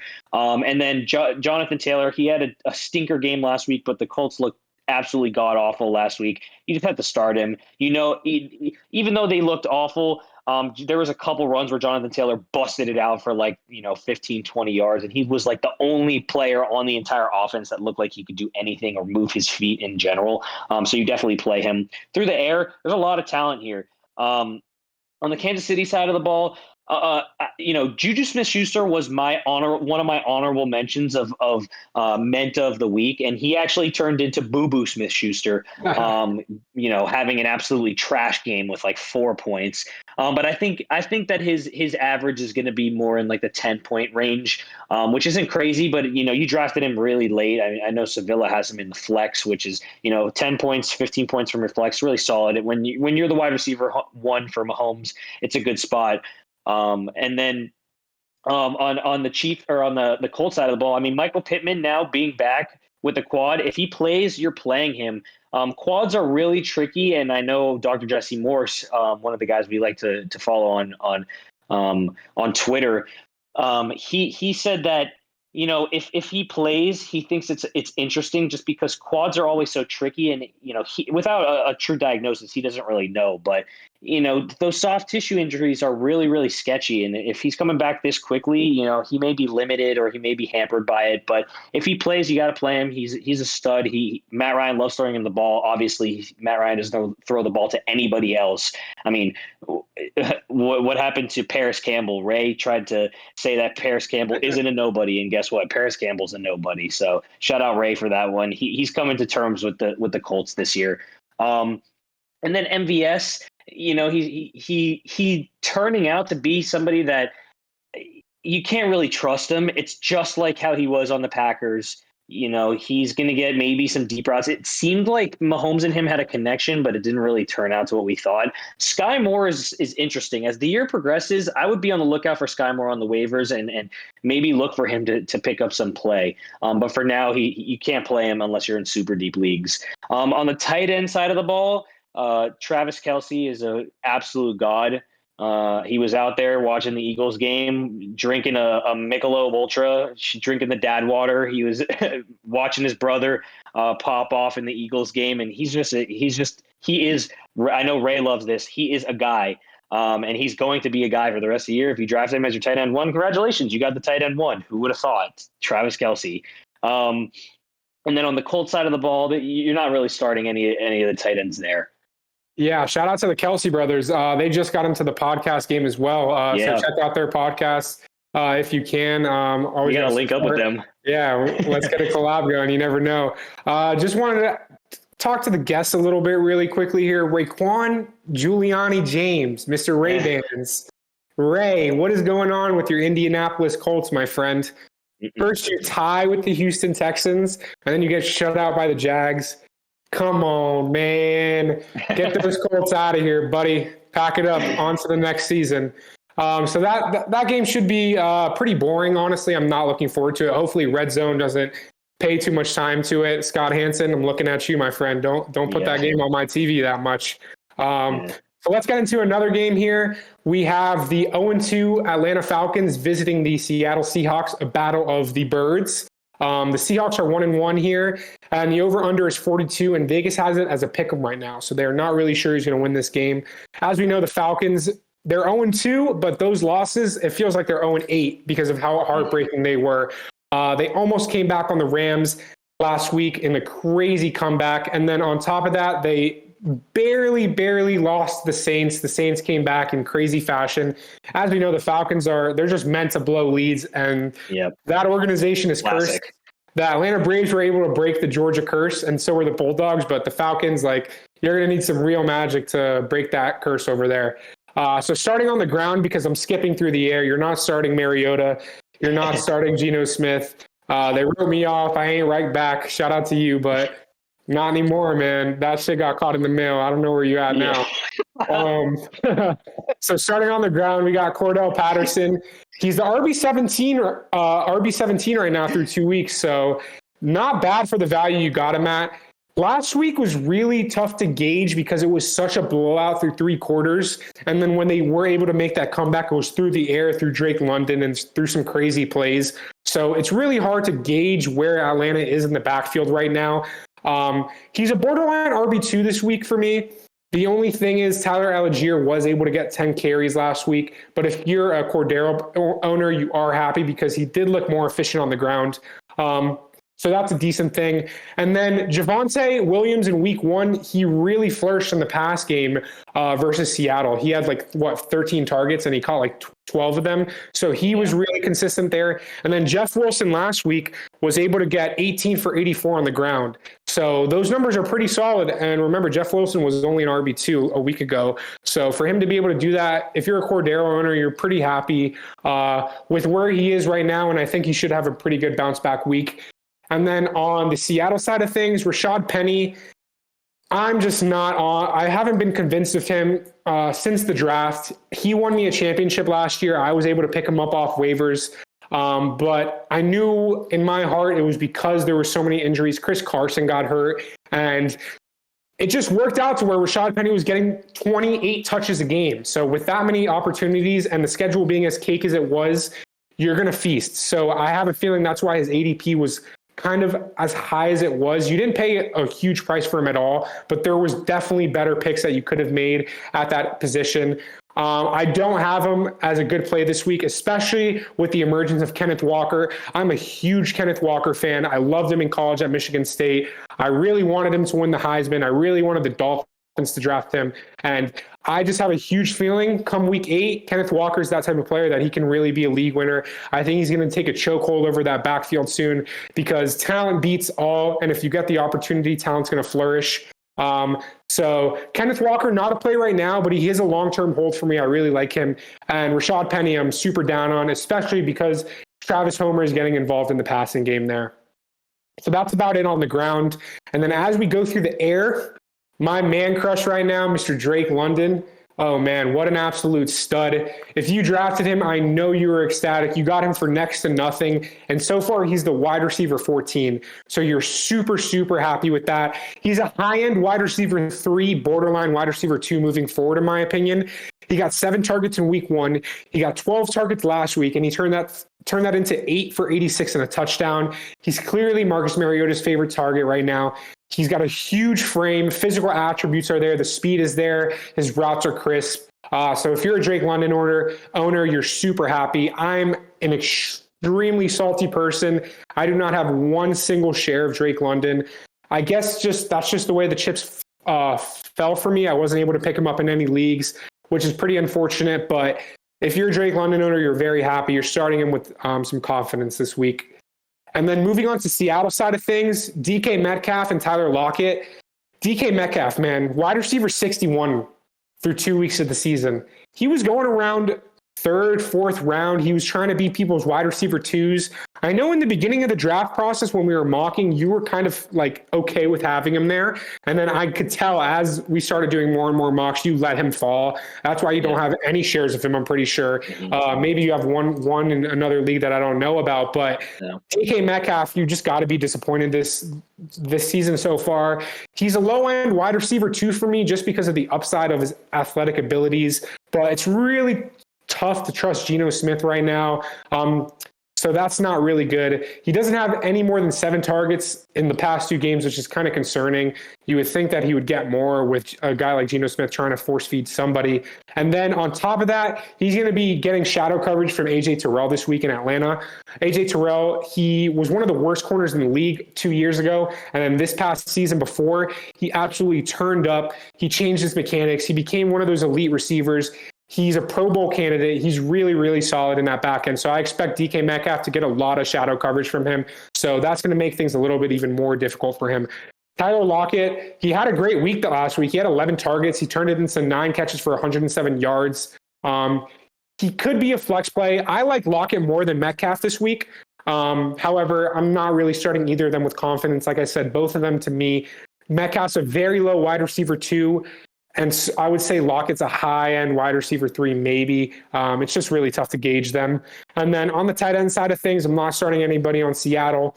And then on the Atlanta side of things, I shouldn't be starting anybody, but I have to start Kyle Pitts because the draft capital everybody around the fantasy community spent on him. We thought he was going to be a league winner. We thought he could have the potential to be the tight end 1 on the season, going in that end of the 4th round type of thing. I would have been really happy getting him at the end of my 4th round. I didn't really have an ADP, that 1 to 4 spot where he was falling to that 4th. But honestly, somebody's got to get fired in Atlanta, man. This dude is an absolute stud. He's a freak of nature. The route running isn't even, the route tree is not as high as it should be. He's blocking now in coverages. I'm just not sure what they're doing there. They have no weapons there. Drake London and him, that is it. Kyle Pitts, please get the ball or request a trade from that team. Please, you deserve better. You're a Florida Gators legend. I love you, man. I hope the best for you. And I'm praying for any Kyle Pitts owners out there. I really hope that this is a breakout week. Seattle was able to give up touchdowns back-to-back weeks in week 1 and week 2. So that's a good sign. So knock on wood, hopefully this is that breakout game for Kyle Pitts that we've all been waiting for. Yeah, free my dog Kyle Pitts, man. And I'm going to ask you this again. If you had to choose Pitts or, like a Gerald Everett or Higbee off the waivers, what are you doing? Honestly, it kills me because I love Kyle Pitts. But I'd have to, like I said, in fantasy football, I try to be a numbers guy as much as I can and try not to be emotional because that's how you get burned. And you got to follow the trends. And Tyler Higbee got 13 targets and 12 targets in back-to-back weeks. He's in a shootout game this week versus the Cardinals. I don't see any way where Kyle Pitts finishes better than Tyler Higbee this week. So I'm for sure starting Higbee this week. If I was a Kyle Pitts owner, I don't know if I would have the cojones, as Tyreek Hill would say, to move him to my bench because that would just hurt because, like, damn, dude, I spent a 4th round or 5th round pick on him and he's already on my bench in week 3. That sucks. But yeah, I would definitely be in the camp of starting a Higbee and even like a Gerald Everett this week. I guarantee you, and David Njoku, who we just saw have a great Thursday night, I guarantee you he's going to finish higher than Kyle Pitts this week, man, which sucks. Yeah, I mean, you would, if you bench Kyle Pitts, you're going to need a wheelbarrow to carry your huge ass nuts around because you got some balls there. So we'll move into another really, really good game, and this is going to be a sneaky good game actually. And this is the Jaguars versus the Chargers. Over under at 47.5. And if I was a betting man, which I'm not, I would take the over on this because I think that Vegas is taking into account Justin Herbert's injury a little bit too much. I think that he's going to be able to sling the ball. And, this is really going to be a good game, in my opinion. I mean, the Jaguars look 100,000 times better than they did last year. I think they're going to be able to compete at the minimum with the Chargers. Maybe not win, but they're definitely going to be able to compete, put up some points on the board. Over 47.5 would be my choice. In terms of quarterbacks, I mean, even with Justin Herbert, having the rib injury, you're starting him. I mean, like you said, he came out and threw an absolute dot when he looked like he was just hurled over in pain, and he's gotten some time to rest. He's been limited at practice, so I think he's going to be able to manage and get it done. And Trevor Lawrence is now starting to be on that upwards trend of potentially a starting quarterback. I mean, with Doug Peterson at the helm, it seems like they really are getting people or getting him some good development. They're getting some good the weapons to work around him and make plays. So you probably need a week or 2 more of consistency from him before you can really start him with confidence. But he's definitely somebody you could stash. On the ground, this is also a really interesting game. Eckler owners are sketching, man. I mean, he had 18 points, but he looked absolutely awful. He had 9 catches, which really saved his day. And I don't think he's going to get 9 catches because they're not playing the Chiefs again. It's not going to be crazy like that. And his workload is just dwindling, man. I don't know if it's maybe the injury or they just really want to go with the committee. But when Josh Kelly gets the ball, man, he really looks like he can get it done. He looks explosive. Sometimes he looks better than Eckler on the ground. But Eckler's going to have the most workload. But I don't know. I would be sketching, but you have to play him. And you can't really play anybody behind him unless he gets injured. On the Jacksonville side of the ball, it's really interesting. We really thought ETN was going to be the guy, or I personally thought ETN was going to be the guy, and we would see James Robinson ramp up more into a committee. But James Robinson is taking more touches, and it's looking like ETN is more of like a fancy pass catching back currently. But I don't know if that's just because of the game script. It was 22-0 last week. They just absolutely did nothing and ran the ball. And James Robinson looked really bad. He was averaging like 2 yards a carry, really inefficient with the touches. I mean, he got a ton of touches, but you could just tell that Achilles injury really hampered his explosiveness, and he's just not going to be efficient. Those Achilles injuries are the death of RBs. In a matchup where I think Jacksonville's going to have to throw the ball a lot more, I really do think ETN is going to be a solid play this week. I mean, he's seen 9 points in a full PPR on back-to-back weeks, and 9 points is nothing to scoff at with a running back who we would say has kind of busted based on where he's been drafted and stuff. So I think that he could be a solid play, and you kind of just play both of them if you have one of them, and I think both of them could get the job done. Through the air, it's just a bunch of studs. On the Charger side of the ball, you're hoping Keenan Allen plays with the limited participation. Hamstrings are really tough. I'm personally in the camp that thinks he may potentially sit out another week. He's definitely going to have that questionable tag going into Sunday. And I think he sits, but if he doesn't sit, you definitely have to play him. And then Mike Williams, you're starting him no matter what. We saw what he can do on last week on Thursday, and when especially with Keenan out, Mike Williams is the true wide receiver one. He's going to get the ball a ton, so you're smashing him. And then on the Jacksonville side of the ball, Christian Kirk, man, he is just a surprise league winner of the year. I mean, this guy was drafted in like the 9th, 10th round. I was all over him this offseason. I drafted him everywhere I could. Kyle sniped me hard in Schwep. I really wanted him, but he is just going absolutely nuke. Trevor Lawrence loves throwing him the ball. He looks incredible off the line. He looks incredible on deep routes. He's getting open whenever and however he wants. Touchdowns. I mean, he had 2 touchdowns last week, and one of them was like a quick slant. He really showed some power breaking through some tackles to get into the end zone. And he's just going to be a really solid wide receiver one for the rest of the year. Behind him, there's not really many options there. It looks like Kirk is the true clear one. And then tight ends is really also another interesting spot. I mean, like we were talking about, Gerald Everett is a sneaky sneaky tight end waiver pickup.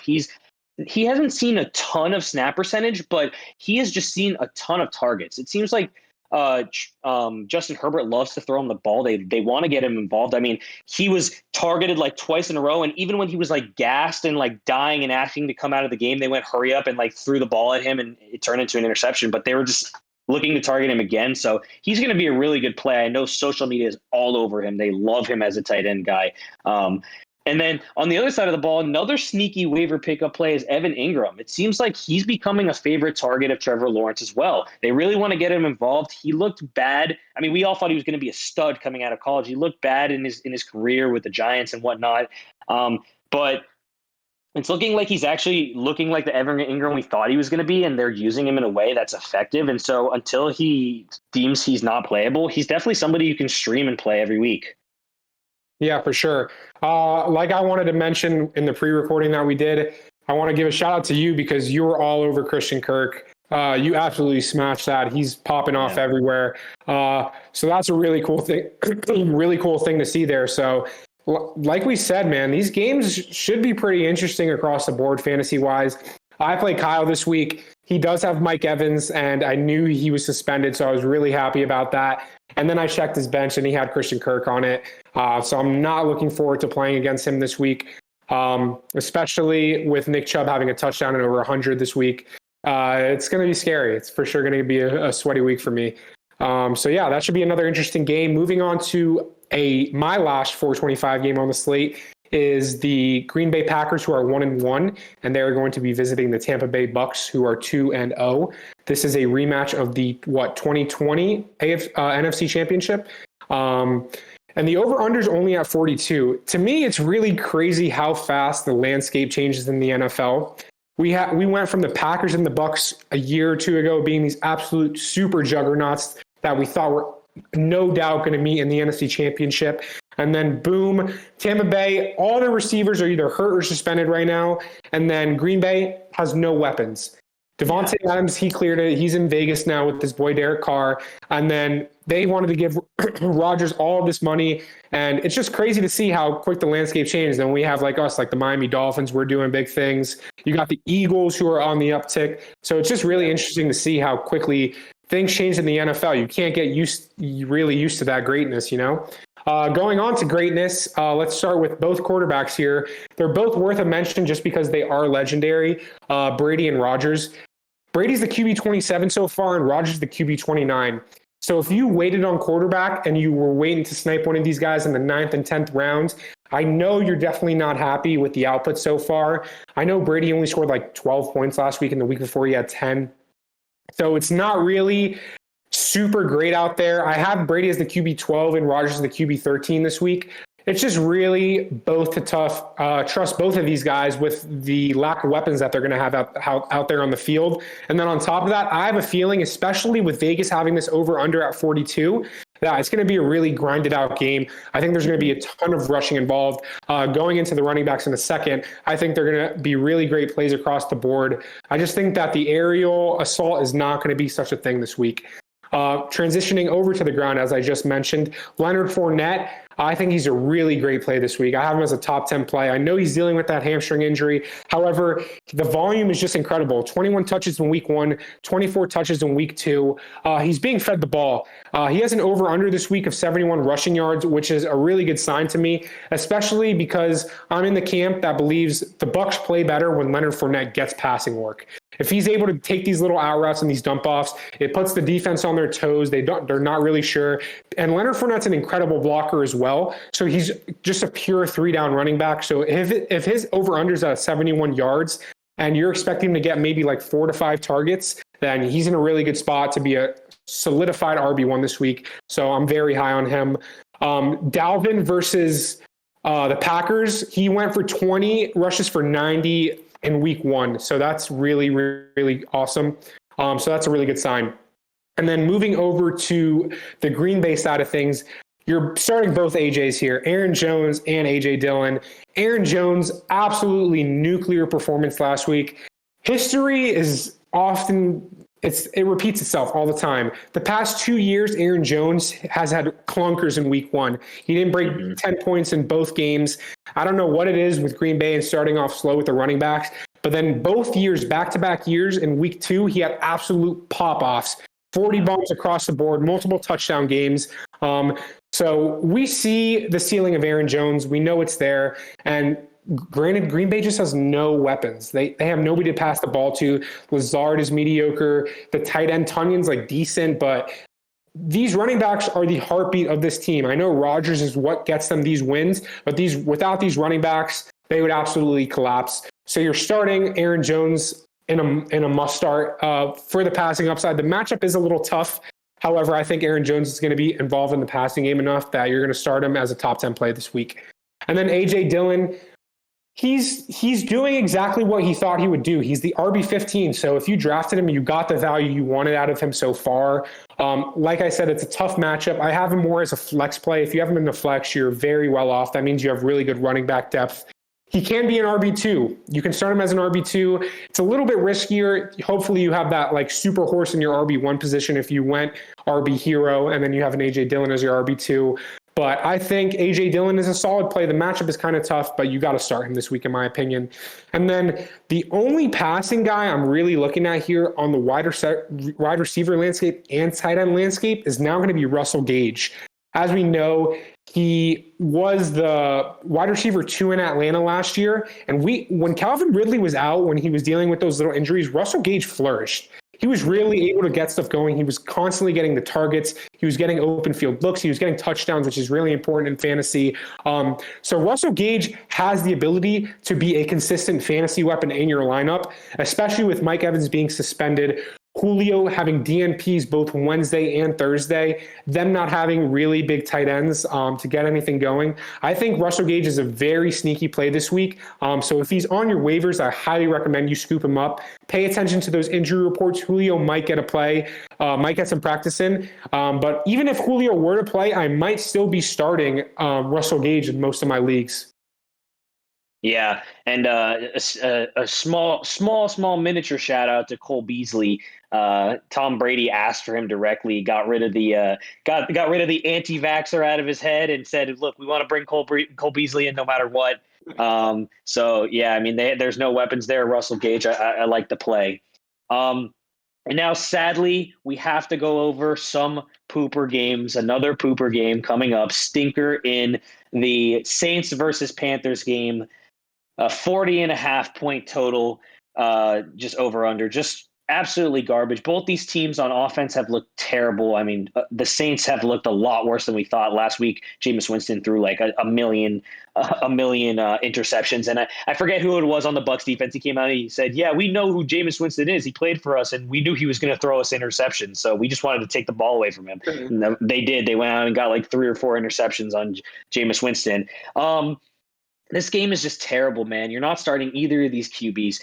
Everybody was like, "Oh, Baker Mayfield, he's a guy. He's going to make the Panthers great." And all offseason, I was saying, Baker Mayfield sucks. Baker Mayfield sucks. Well, Baker Mayfield sucks, and he's not going to get it done in fantasy. He's not getting it done in real life. And you're really not playing Jameis Winston either. Jameis Winston is like the truest boomer bust ever, and it seems like he's kind of out of his peak boomer bust phase where he was every week going for like 25 points because he would just throw 5 touchdowns. Even though he had like 5 interceptions to match it, he would still just throw five touchdowns. So you're not playing either of them. On the running back side of the ball, you're pretty much starting everybody across the board. You're definitely starting Christian McCaffrey. I know he has that injury with the stiffness in his ankle, but he's going to have 90% snap percent or 90% snap workload. He's going to get the ball a ton. He's an absolute monster. He ran for over 100 last week. Even though this offense is terrible, he's a shining light in the dark.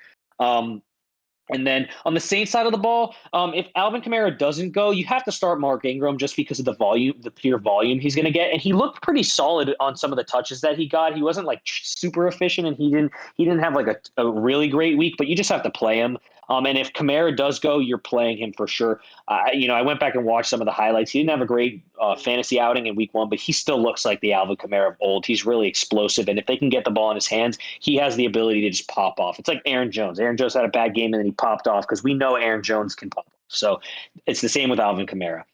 Through the air, there is a decent amount of talent. I mean, DJ Moore is talented. And, I was saying all offseason, this guy, we know who he is. He's going to be a wide receiver, too, for his whole career.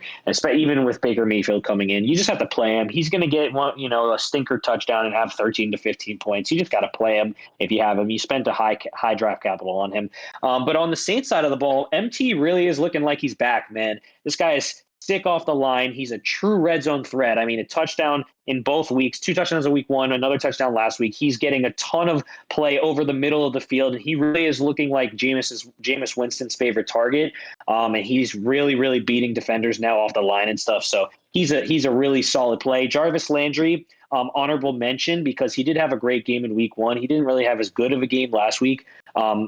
But he's still a solid play. I mean, we as Fins fans love Jarvis Landry, so you could potentially start him. And then a sneaky start is that Olave could pop as the year progresses. He had a ton of targets last week, and his ADOT is somewhere at like 25 on an average of 12 targets, which is just absolutely astronomical. He gets the ball thrown to him 100 million yards down the field. And we know Jameis is a guy who is not afraid to throw the ball as far down the field as possible. So as soon as Olave, gets in the zone and him and Jameis get on the same page, we could see Olave pop, and you're going to want to have him on your team. In terms of tight ends, you're not really playing any tight ends from either of these games, honestly, or either of these teams. Yeah, excellent breakdown right there. It's not a really exciting game. Fantasy aside, Matt Rhule, you deserve to be fired. Yeah. You are an absolutely awful coach. Craziest stat I've seen this week, the Panthers under Matt Rhule are 1-24 when allowing 17 plus points in a game. How is that even possible? I lose every game. I can't in a league where everybody's scoring so many points now. It's just absolutely absurd. I think he's a pathetic coach. When you have talent like DJ Moore and you have Christian McCaffrey, and they're not getting force fed the ball when you really have nobody else, it's just so pathetic to me. And I actually, during that Cleveland Browns game that we just watched, I was on Twitter, and I love Dan Orlovsky. I think he's a really bright NFL mind. He has a really good breakdown, and I'm really happy he's on that Monday Night Football call now, because his perspective is really interesting to me. He was actually breaking down Carolina's snaps last week, and he was able to show 10 plays in a row on 2 different drives where the defense was able to predict the exact play that the Panthers were running, because they would run RPOs and Christian McCaffrey would be 1 yard behind Baker Mayfield on every play. And every time Christian McCaffrey was 1 yard behind him, it was a run play every single time on both of those drives. And then every time Christian McCaffrey was lined up next to Baker Mayfield, it was a passing play. That is absolutely unexcusable in the NFL. You cannot give defenses with these players who are at this top elite level that easy of a way to predict what plays are coming. It's just pathetic. Matt Rhule, you got to go, bro. You're an absolute scumbag trash. You got to go, brother. For sure. I've got some bias in me because I've got DJ Moore in a couple of leagues. But you got to go, my friend. Your time is up there. He's a fraud, man. He's just got to go. So let's bring the good energy back. I had to get that out of my system, let's bring it back. Sunday Night Football, classic. I can't wait to hear that Sunday Night Football music. Sunday Night Football is one of my favorite things because after that crazy day of football, you get that little hour and a half to relax, assess your team and stuff. That's when I like to not open my phone at all and just enjoy the game, because I've been sweating the whole day, freaking out and stuff over my bets and fantasy at that. So I love Sunday football. The matchup this week, I honestly really like. The San Francisco 49ers, who are 1-1, are going over to Denver, and they are going to be playing the Broncos. Broncos Nation, let's ride. Broncos country. The over-under is set at 45 points, and the 49ers are actually favored by 1.5, which is pretty interesting because the Broncos are at home. So that's very interesting to start off. Through the air, I'm only starting Russell Wilson here. So far, he's the QB 18, which is not really too appetizing. I know people thought that they were going to get him as a steal in that 6 to 7 round range. He was going, honestly, in that same little tier as Kyler and Jalen Hurts and all them. I would never have picked Russ over either of those two quarterbacks. For me, for one, I'm super off of new players and new systems right off the bat. Obviously, there's outliers like Devontae Adams, who's an absolute stud and is going to get it going. Stephon Diggs, everybody was totally off on him when he went to Buffalo because Josh Allen was super fluky and his mechanics were off. But talent, it just elevates above all. So when you have players like that, but when you're a quarterback like Russ in a new system, it's really hard, especially as you get older, to really boom how you used to. He's going to have great weeks. I think he's going to turn it around a little bit. The offense should improve. It should start to click more. But as of right now, I know you're not too happy with him. He's my QB 11 this week. So you're starting him if you have him in any leagues, I'm not starting Jimmy G. I'm in the camp that I think Jimmy G is really great for the 49ers offense. We know Trey Lance had that really tragic injury, which is really sad. But this is a fantasy football podcast. We obviously want the best for Trey Lance, but Jimmy G is really great news for the 49ers. I know his team absolutely loves him. The offensive line, as soon as Jimmy G threw his first touchdown, they were literally abusing him, slapping his helmet 100 times, saying we missed you, buddy. We're so happy you're back. So I'm not starting Jimmy G. However, if he's on your waivers in a super flex or in a 12-man league, I would definitely pick him up because the upside could be there. The running game, they don't have that many running backs, and Deebo Samuel is their other running back that they use. So Jimmy G, I'm not playing him this week. However, he is an interesting watch for me. I would keep an eye out for him for sure. And then going over to the ground game, Javonte Williams, I love the dude. He's an absolute stud. He's just stuck in a very unfortunate timeshare. However, the timeshare is kind of dissipating.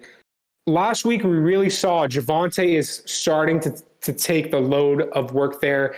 Melvin Gordon's talent is kind of dissipating a little bit as well. So if you're a Javonte Williams owner, you're very happy, especially with the targets that he got.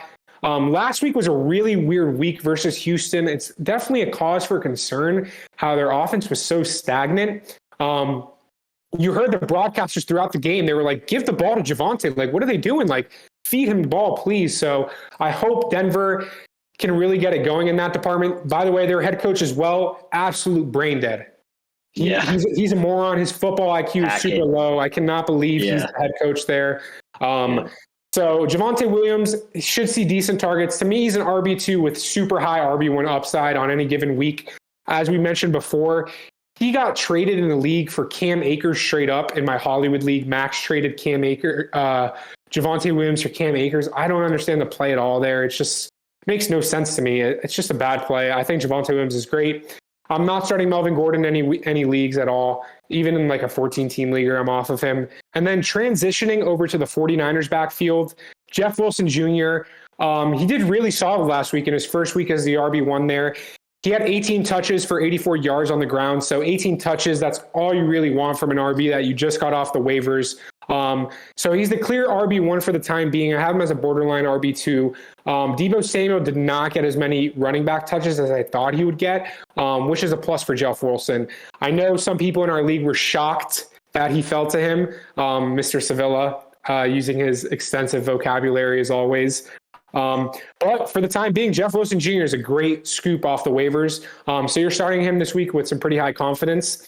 And then moving and transitioning towards the air, Deebo Samuel, wide receiver 31 through 2 weeks, man. If you paid for that, you're definitely a little bit salty right now, because he was going at the end of the 2, beginning of the 3, basically. He was going right after CeeDee Lamb and Tyreek Hill, stuff like that. And so far, he's not really doing what you wanted him to do. With Elijah Mitchell going out, you thought he was going to get fed more touches, because that's really what makes Deebo Samuel such an elite player, is that he gets so many touches, whether it's through the air or on the ground. But I think he's going to bounce. I think he's in a really good bounce back spot this week. I have him as my wide receiver 1.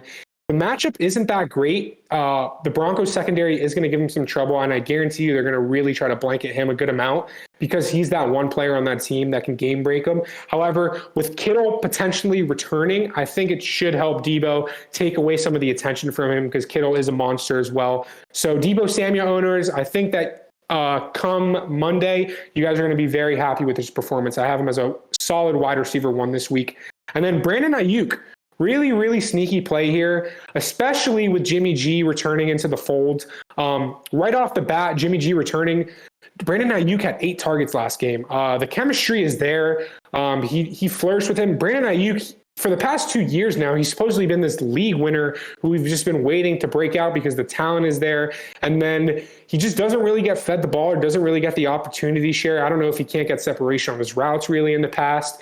However, with Jimmy G back, I really think he's an interesting option. If he's on your waivers, he should not be in any leagues. Scoop him up right away. I'm not starting him this week. I have him as like a wide receiver 4 really right now, but I really am interested to see how that offense comes together with Jimmy G. I just really think they're on the uptick with him over Trey Lance. So that's that on the 49ers side of things. And then transitioning over to the Broncos, Courtland Sutton, as you and I both predicted, super easy. The bounce back game was there. We knew it was going to happen. He looked absolutely beautiful last week. He was targeted so many times. His routes, he had deep targets, he had slants, he was all over the field. He had a touchdown that was called back. Like the slimmest of margins, a needle of grass was what separated him from having a super banger week compared to like a banger week. So Courtland Sutton, he's a great play. Honestly, he's a steal to me at his ADP. I think he's going to continue to be that high-end wide receiver 2 for a lot of people. So especially with Jerry Jeudy being out, it's a huge boost for Sutton. Jeudy had DNPs both Wednesday and Thursday. I don't think he's going to play this week. I think it's smart for them to just rest him. So that's really, really big on the Broncos side of things. And then tight end wise, you're not starting Alberto on Denver.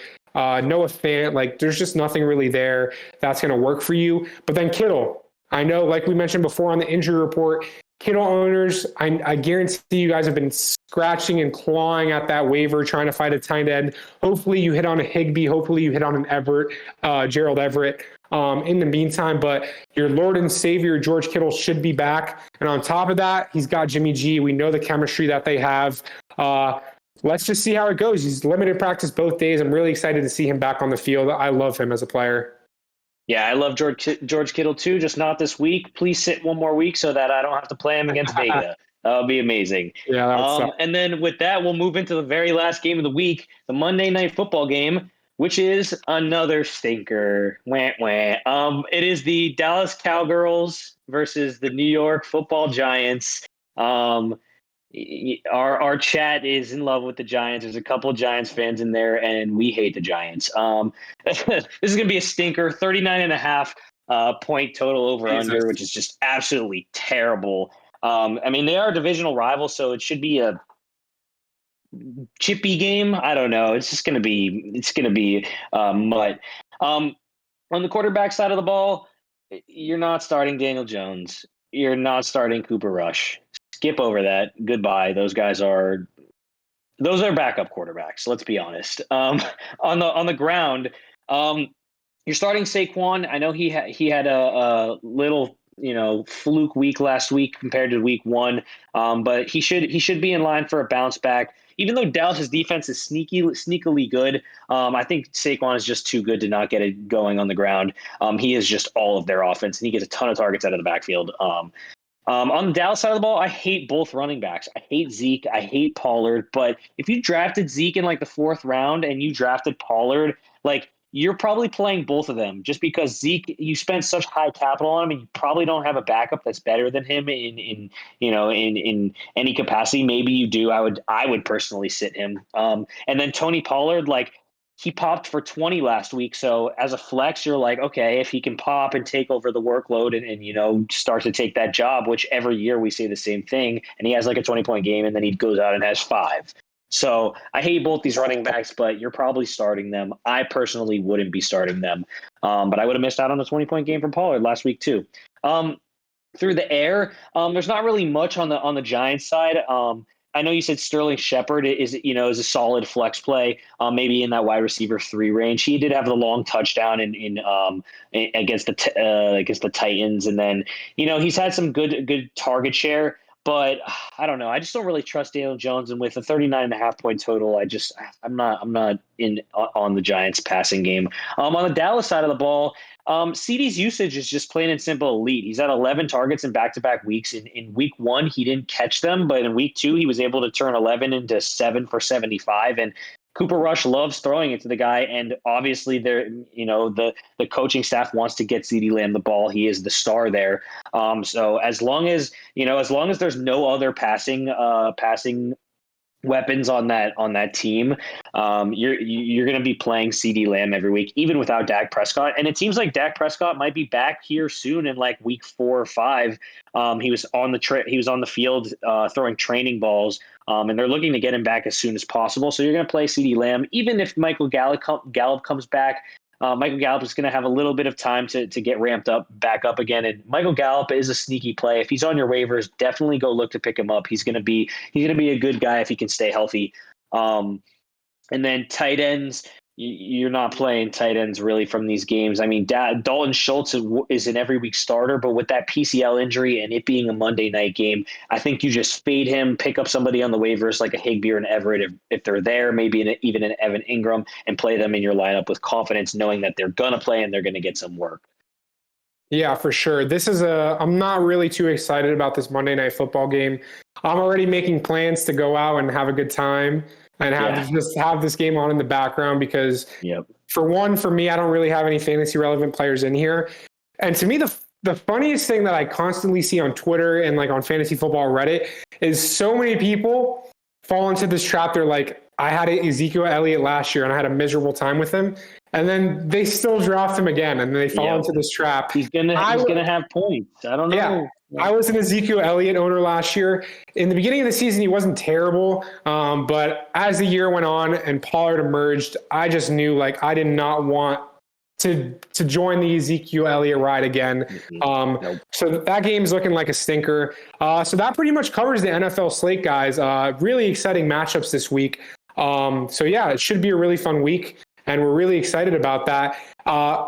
Transitioning over from the NFL slate to the Schwep universe, let's go over. I wanted to recap really quickly the week 2 slate that happened. We had Liors v. Mr. AK About a Cook versus Max Brown, the Trump train. And Zvi unfortunately fell to 0-2 to Max Brown, 120 to 149 in a game. So that game really wasn't that close. Granted, Zvi is dealing with a ton of injuries right now. I know he's really down bad. So that's a really tough spot to be in.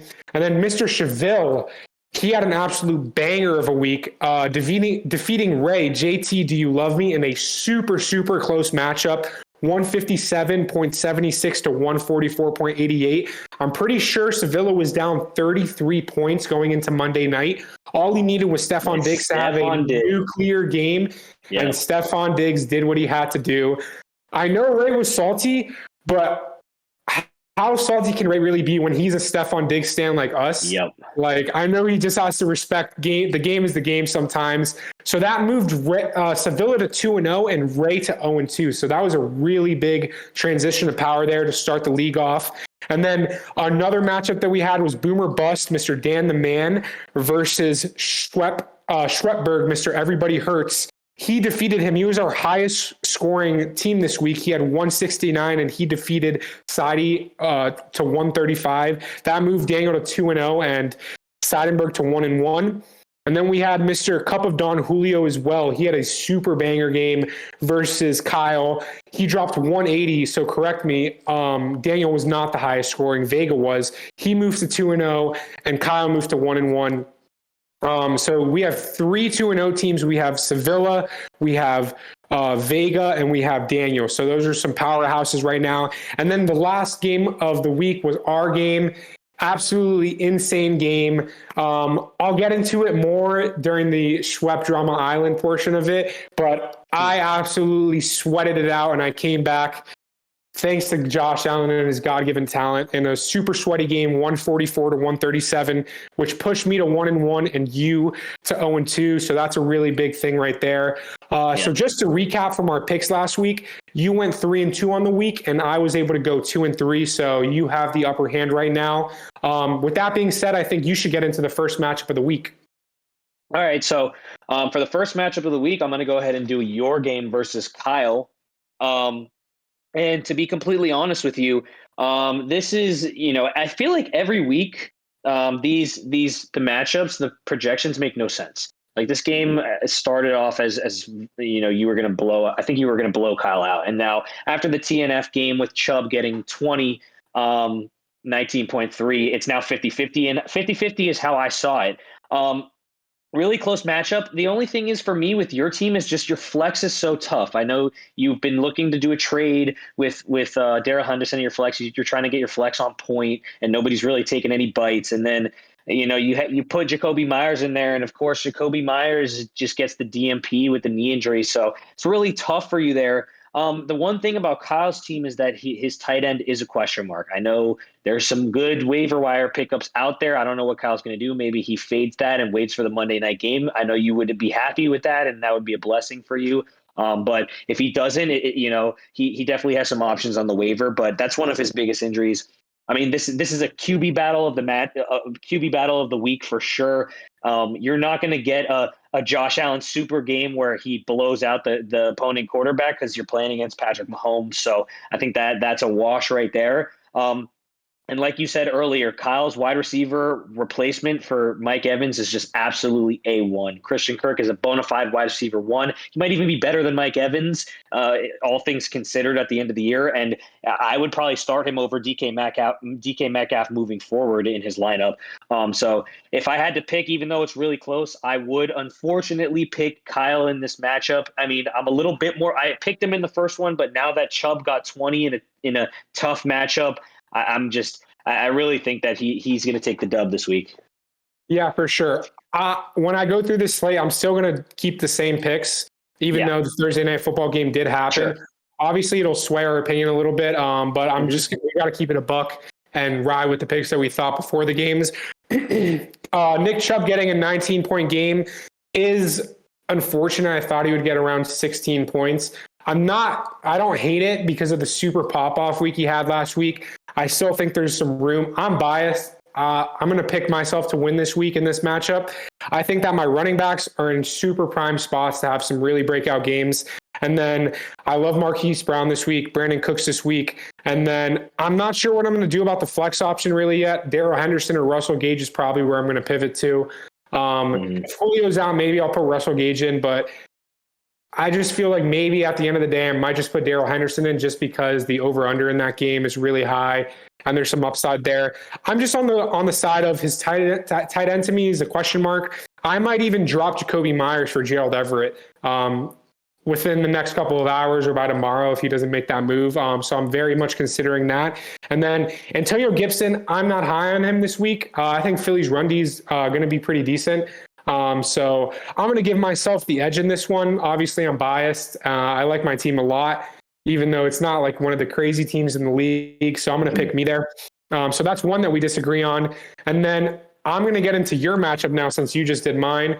You're 0-2 and you're facing Vega, who is 2-0. You're in a really tough spot here. He's the highest scoring team in the league. He's the number one in the ranking so far. However, there's a bright spot. I do have you winning this week. I know Amari Cooper just absolutely popped off on you. He went for 25 points. I did not expect that to happen at all. Could have been worse. For sure could have been worse. He had a sideline catch that he stepped out of bounds on that went for like 40 yards. He had a slant that could have gone for like another 20 that he dropped. Could have been a lot worse. However, I still have you winning this game simply because Jerry Jeudy's banged up. I don't think he's going to play this week. Julio, DNP, both Wednesday and Thursday. I don't think he's going to play this week. Looking at his bench, I guess he's going to pivot to Damian Harris.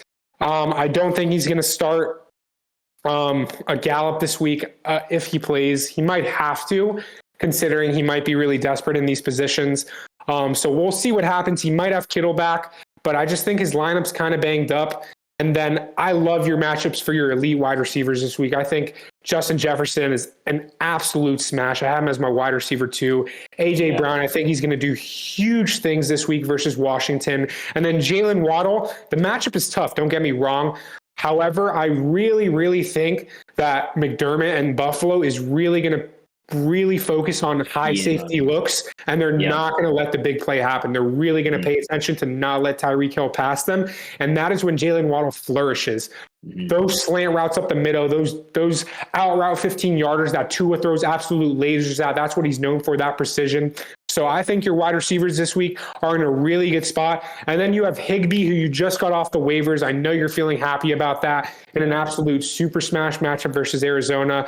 I really think you're in a great spot this week to really turn it around. I like Josh Jacobs. I think the game script's positive for him. Cordero Patterson, the game script could be there for him too. So yeah, I have you winning this week. And I think it'll be a close game because Vega's ceiling is so high every week now. But I really think you're going to edge this one out.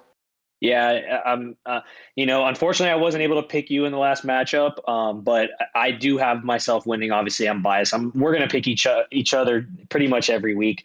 I also think that Vega's matchups are kind of tough. On paper, they look like he could have a little bit of a struggle. His team is a super team, but I mean, with all the question marks across the board, even with Mark Cooper getting 25, like it could have been much worse. And I'm expecting one of my receivers to get 25, no doubt. At least one of my receivers to get 25, no doubt. So I'm not too worried about that, especially if Jeudy can't go, if he has to pivot to Elijah Moore or Damian Harris. That's a big boost for me. And getting Higbee off the waivers, yeah. So I'm going to go ahead and take myself in this one as well. I need Kyler Murray to pop off. That's really what I need. I need him to go for 40. Yeah.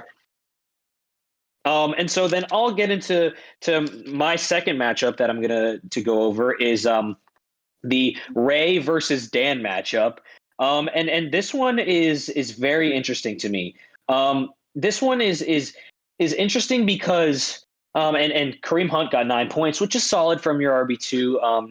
I know he would rather have gotten a touchdown, but it's not too bad around what his projections were. But the reason why this game is crazy is that Dan's team on paper is just absolutely nuts to me. Like, I think he's just super well rounded. His team is going to go absolutely nuke on a lot of occasions, and his running back core says questionable, but it's Christian McCaffrey and Fournette, and they are just going to play, and they're going to get a huge workload, and they're going to pop off. The quarterback matchup is a snooze game, but we both like Kirk Cousins to have a bounce back this week, so I think Kirk Cousins takes the edge in that one. The one thing it gets tricky is if JT pops off against Kansas City like he did last year. If he gets it going, this could be a much closer matchup than it looks. the battle of the backup RBs. It's Kareem Hunt versus AJ Dillon. We'll see if AJ Dillon can get more than 9 points this week. And then that Aaron Jones versus Fournette primetime matchup in the battle of Tampa Bay versus Green Bay is going to be interesting. So I currently have Dan taking it, but if JT gets going, it could be closer. Yeah, I would have to agree with you on this one for sure.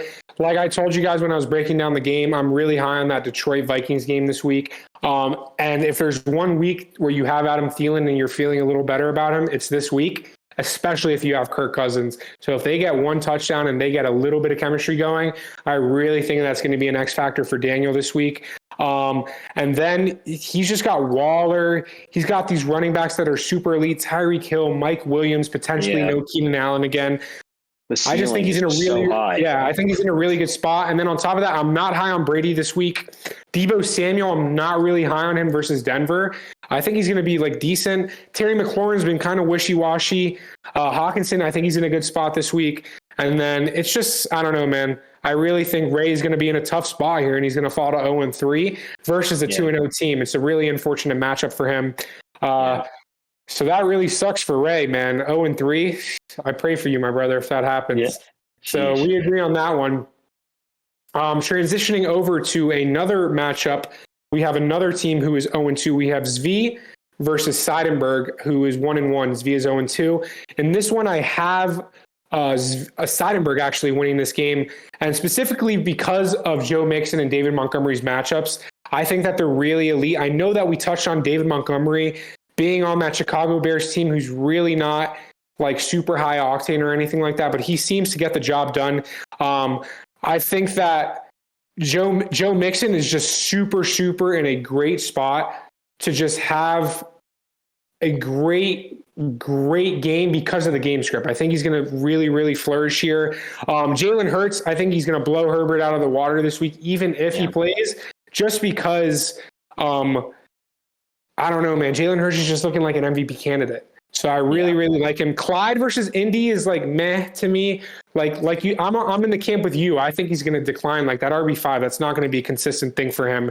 But to have Clyde, Joe Mixon, and Demont in your lineup is like, you're really secure there in your flex and your 2 RB spots. Like you got to be confident there. And then he's got Jamar Chase, Rashad Bateman, Kyle Pitts, who could be in for a bounce back week. Seidenberg's just got a really solid team across the board. Zvi does have some good matchups here with Kamara at Carolina and Dalvin Cook versus Detroit. But I just think Jahan Dotson is really a sore spot in his lineup this week. And that's faulty because his team is so injured. Gabe Davis, like I said before, the ankle was bugging him in practice today. Indy versus Miami, maybe he could pop off. I don't really know. And then on top of that, Pat Freiermuth only had 6 points this week. Not really solid. Deontay did what he needed to do. He had 8 on 11 targets for 84 yards, so that's really what you expect from him every week.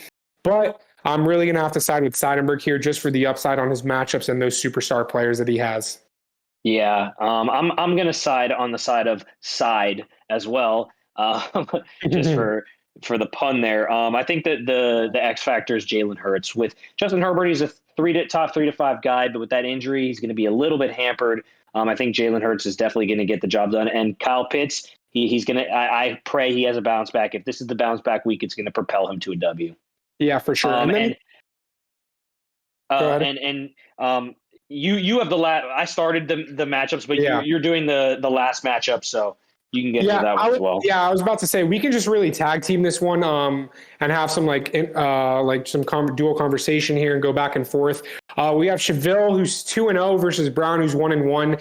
In this one, my clear winner is Sevilla right out the gate. I think even though his RBs are a sore spot, I really think that Ezekiel Elliott and Dameon Pierce have very favorable matchups this week. What do you think? Yeah, I mean, Ezekiel Elliott and Dameon Pierce look a lot better when their matchups are that little green symbol on Sleeper. You kind of go, ooh, okay, maybe they could pop off like I expected them to when I went RB0. And we knew this was the case, but it's showing. His wide receiver core is crazy. I said it last week. His wide receiver plus tight end core is just really crazy. Russell Wilson is really sore. It didn't work last week, and he still popped off for a bunch. But I have Sevilla winning as well. But if he doesn't get those double 40 pop offs like he has in the past couple of weeks, I look at his lineup and it's so interesting to me that he's 2-0 because I think there are other teams that with the right matchups could also be 2-0 and he could just as easily be 0-2 or 1-1. So I don't know. The league's very interesting. Matchups are key, but I definitely have Sevilla winning this one just off the pure strength of his wide receiver core, and those running back matchups looks better, especially with now we see Najee Harris got 13 points this week. For sure. In the recording now we did lose. And my main point was that I was not in favor of Browns matchups at all. Yeah. I thought that Najee Harris was not going to really do good things. Sure, he's going to get that goal line touchdown just like we expect him to do most weeks. But the O-line is abysmal. They showed a little bit of life tonight. He had some decent runs, but for the most part, they're not really going to be able to move the ball that well. He's averaging like maybe just a little over like 3.1 yards a carry. So it's nothing special there. And then Javonte Williams plays San Francisco. We know they have a solid D-line. They're going to have some trouble, Denver, moving the ball. I think Russell Wilson's really going to have to move the ball through the air. And then he's got Hunter Renfrow, who's in the concussion protocol. He's not really looking like he's going to play this week. DNPs both days. And then the Kelsey Manders is honestly kind of a wash to me, just because, sure, Kelsey, I'm picking him over Manders every day. It's the safer bet, but Manders is going to go blow for him, just like we talked about before, So it's a really crazy game. Sevilla's wide receivers are just so good on paper to look at. Devontae Adams, Stephon Diggs, and Amon-Ra St. Brown. Like, wow, he's got 3 wide receiver ones on some crazy offenses. So props to Sevilla for going that RB0 route technically, because Zeke's not really a guy you're going to really want to start. Honestly, if I was him, I would be starting Jeff Wilson probably over one of those guys just to be safe on the safer side. Maybe over Dameon Pierce. I know you're on that Dameon Pierce side of things. But I think I would be starting him over one of those guys just to be on the safer side if I were him, just because Najee only had 13. I feel like I'd rather be really safe and get one of those RB1s and not have to rely on the up in the air of, is Rex Burkhead going to get carries this week and stuff like that. But like I said, I have Sevilla winning this just like you do. We only disagreed on one matchup, and that was my matchup with Kyle. Other than that, we agreed across the board. I'm pretty confident, especially after watching this Thursday night preview, we have a little glimpse that our predictions might honestly come true this week. Yeah, I think so too. But I was the one who came out on top last week, but we had a couple similar calls and we were pretty much right about the previews there. So I think we're going to hit again this week.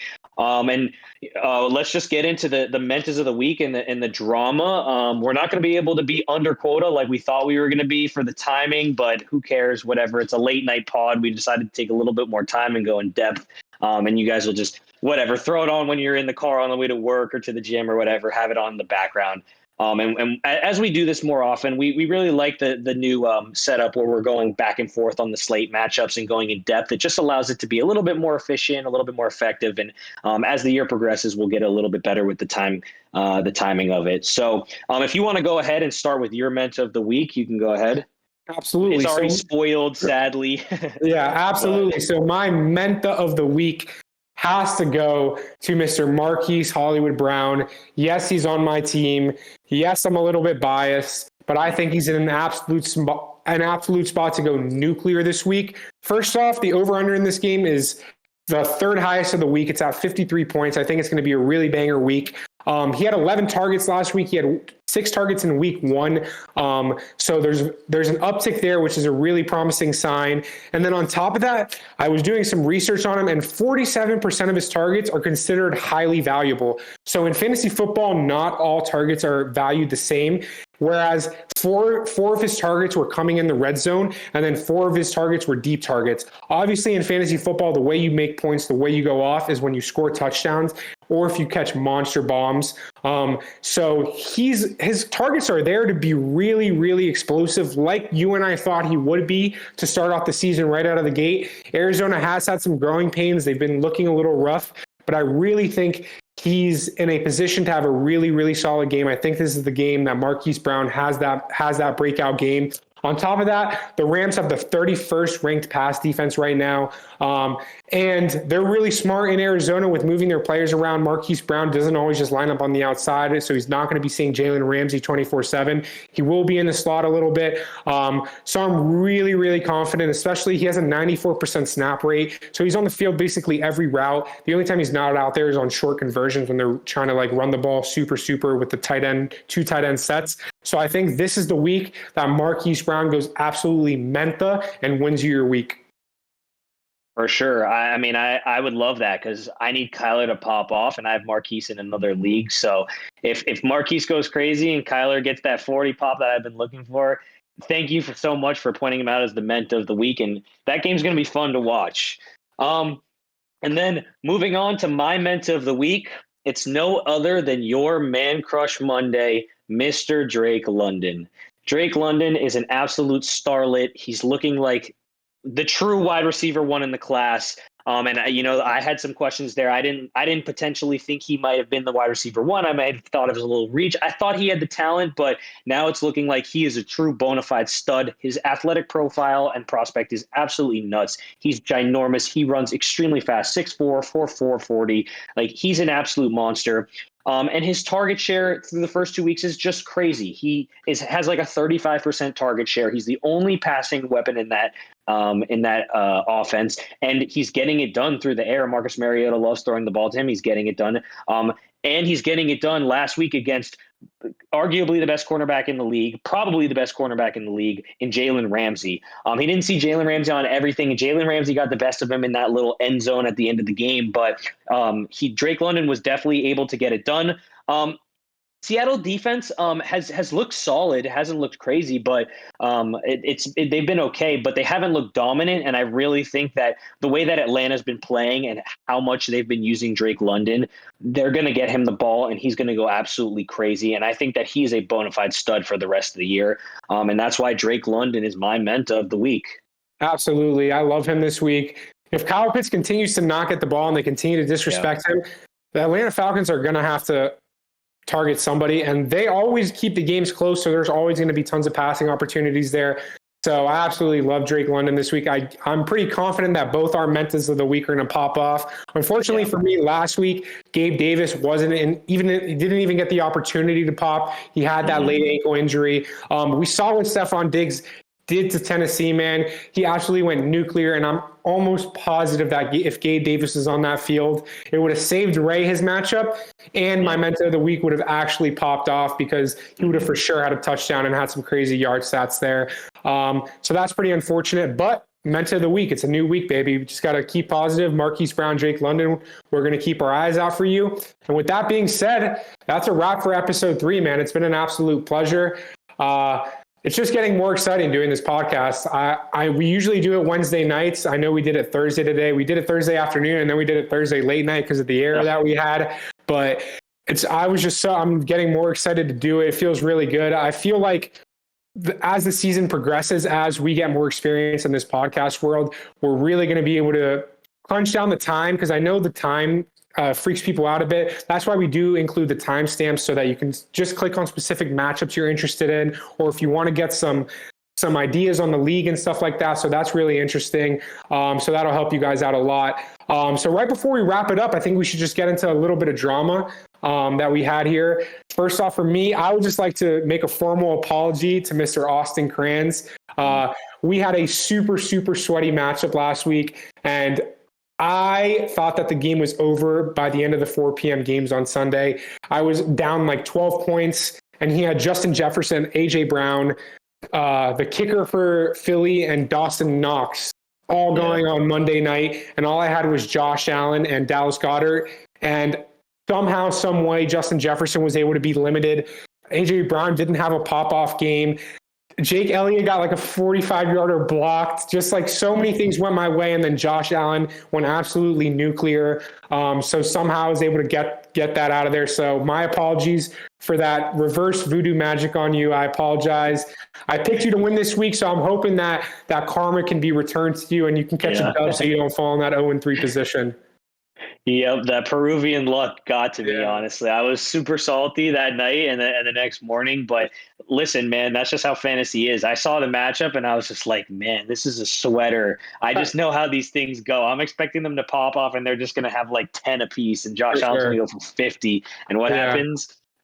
Down to he 0 did and 2. that. But we're moving on to week 3. So Yeah, so clear mind, clear slate, everything's good. And that's a wrap, ladies and gentlemen. Thank you guys so much. Thank you guys for supporting us. We're averaging like almost 50 views on episode 1 and 2. So thank you guys so much. You guys are engaging with us in the comments. So I just want to give a huge thank you to our friend group. I know you guys always show love. We show love to anything you guys do. So thank you guys so much for constantly supporting us. Make sure you subscribe to the channel, like the videos, comment, share it if you would like. And I hope that our insights can actually give you guys that edge in your fantasy football matchups week in and week out. And I can't wait to be back here next week, hopefully with Daniel, so that we can get this going, keep the show on the road, you know? Yep, I couldn't have said it any better. I know Noah and Ray left some comments in the comment section. You guys should just leave some comments, talk with us, joke with us, say you hate our takes, say you love our takes, whatever. We'll always respond to them. But we're really, really thankful for all the people that are watching it. And we're really going to try and get the time down. But I know you guys don't have an issue just with the timestamps or chucking it on, in the car or when you're taking a shower or whatever. Just throw it on in the background and listen to our spew. So we really thank you. And honestly, it's been really fun. So we're moving on to week 3. It's going to be a really great week 3, and we hope everybody loves the podcast and has a great time watching on Sunday. Yes, sir. Good luck to everybody this week, and we will see you guys soon. Thank you so much. Peace out. Go Dolphins. Go Fins.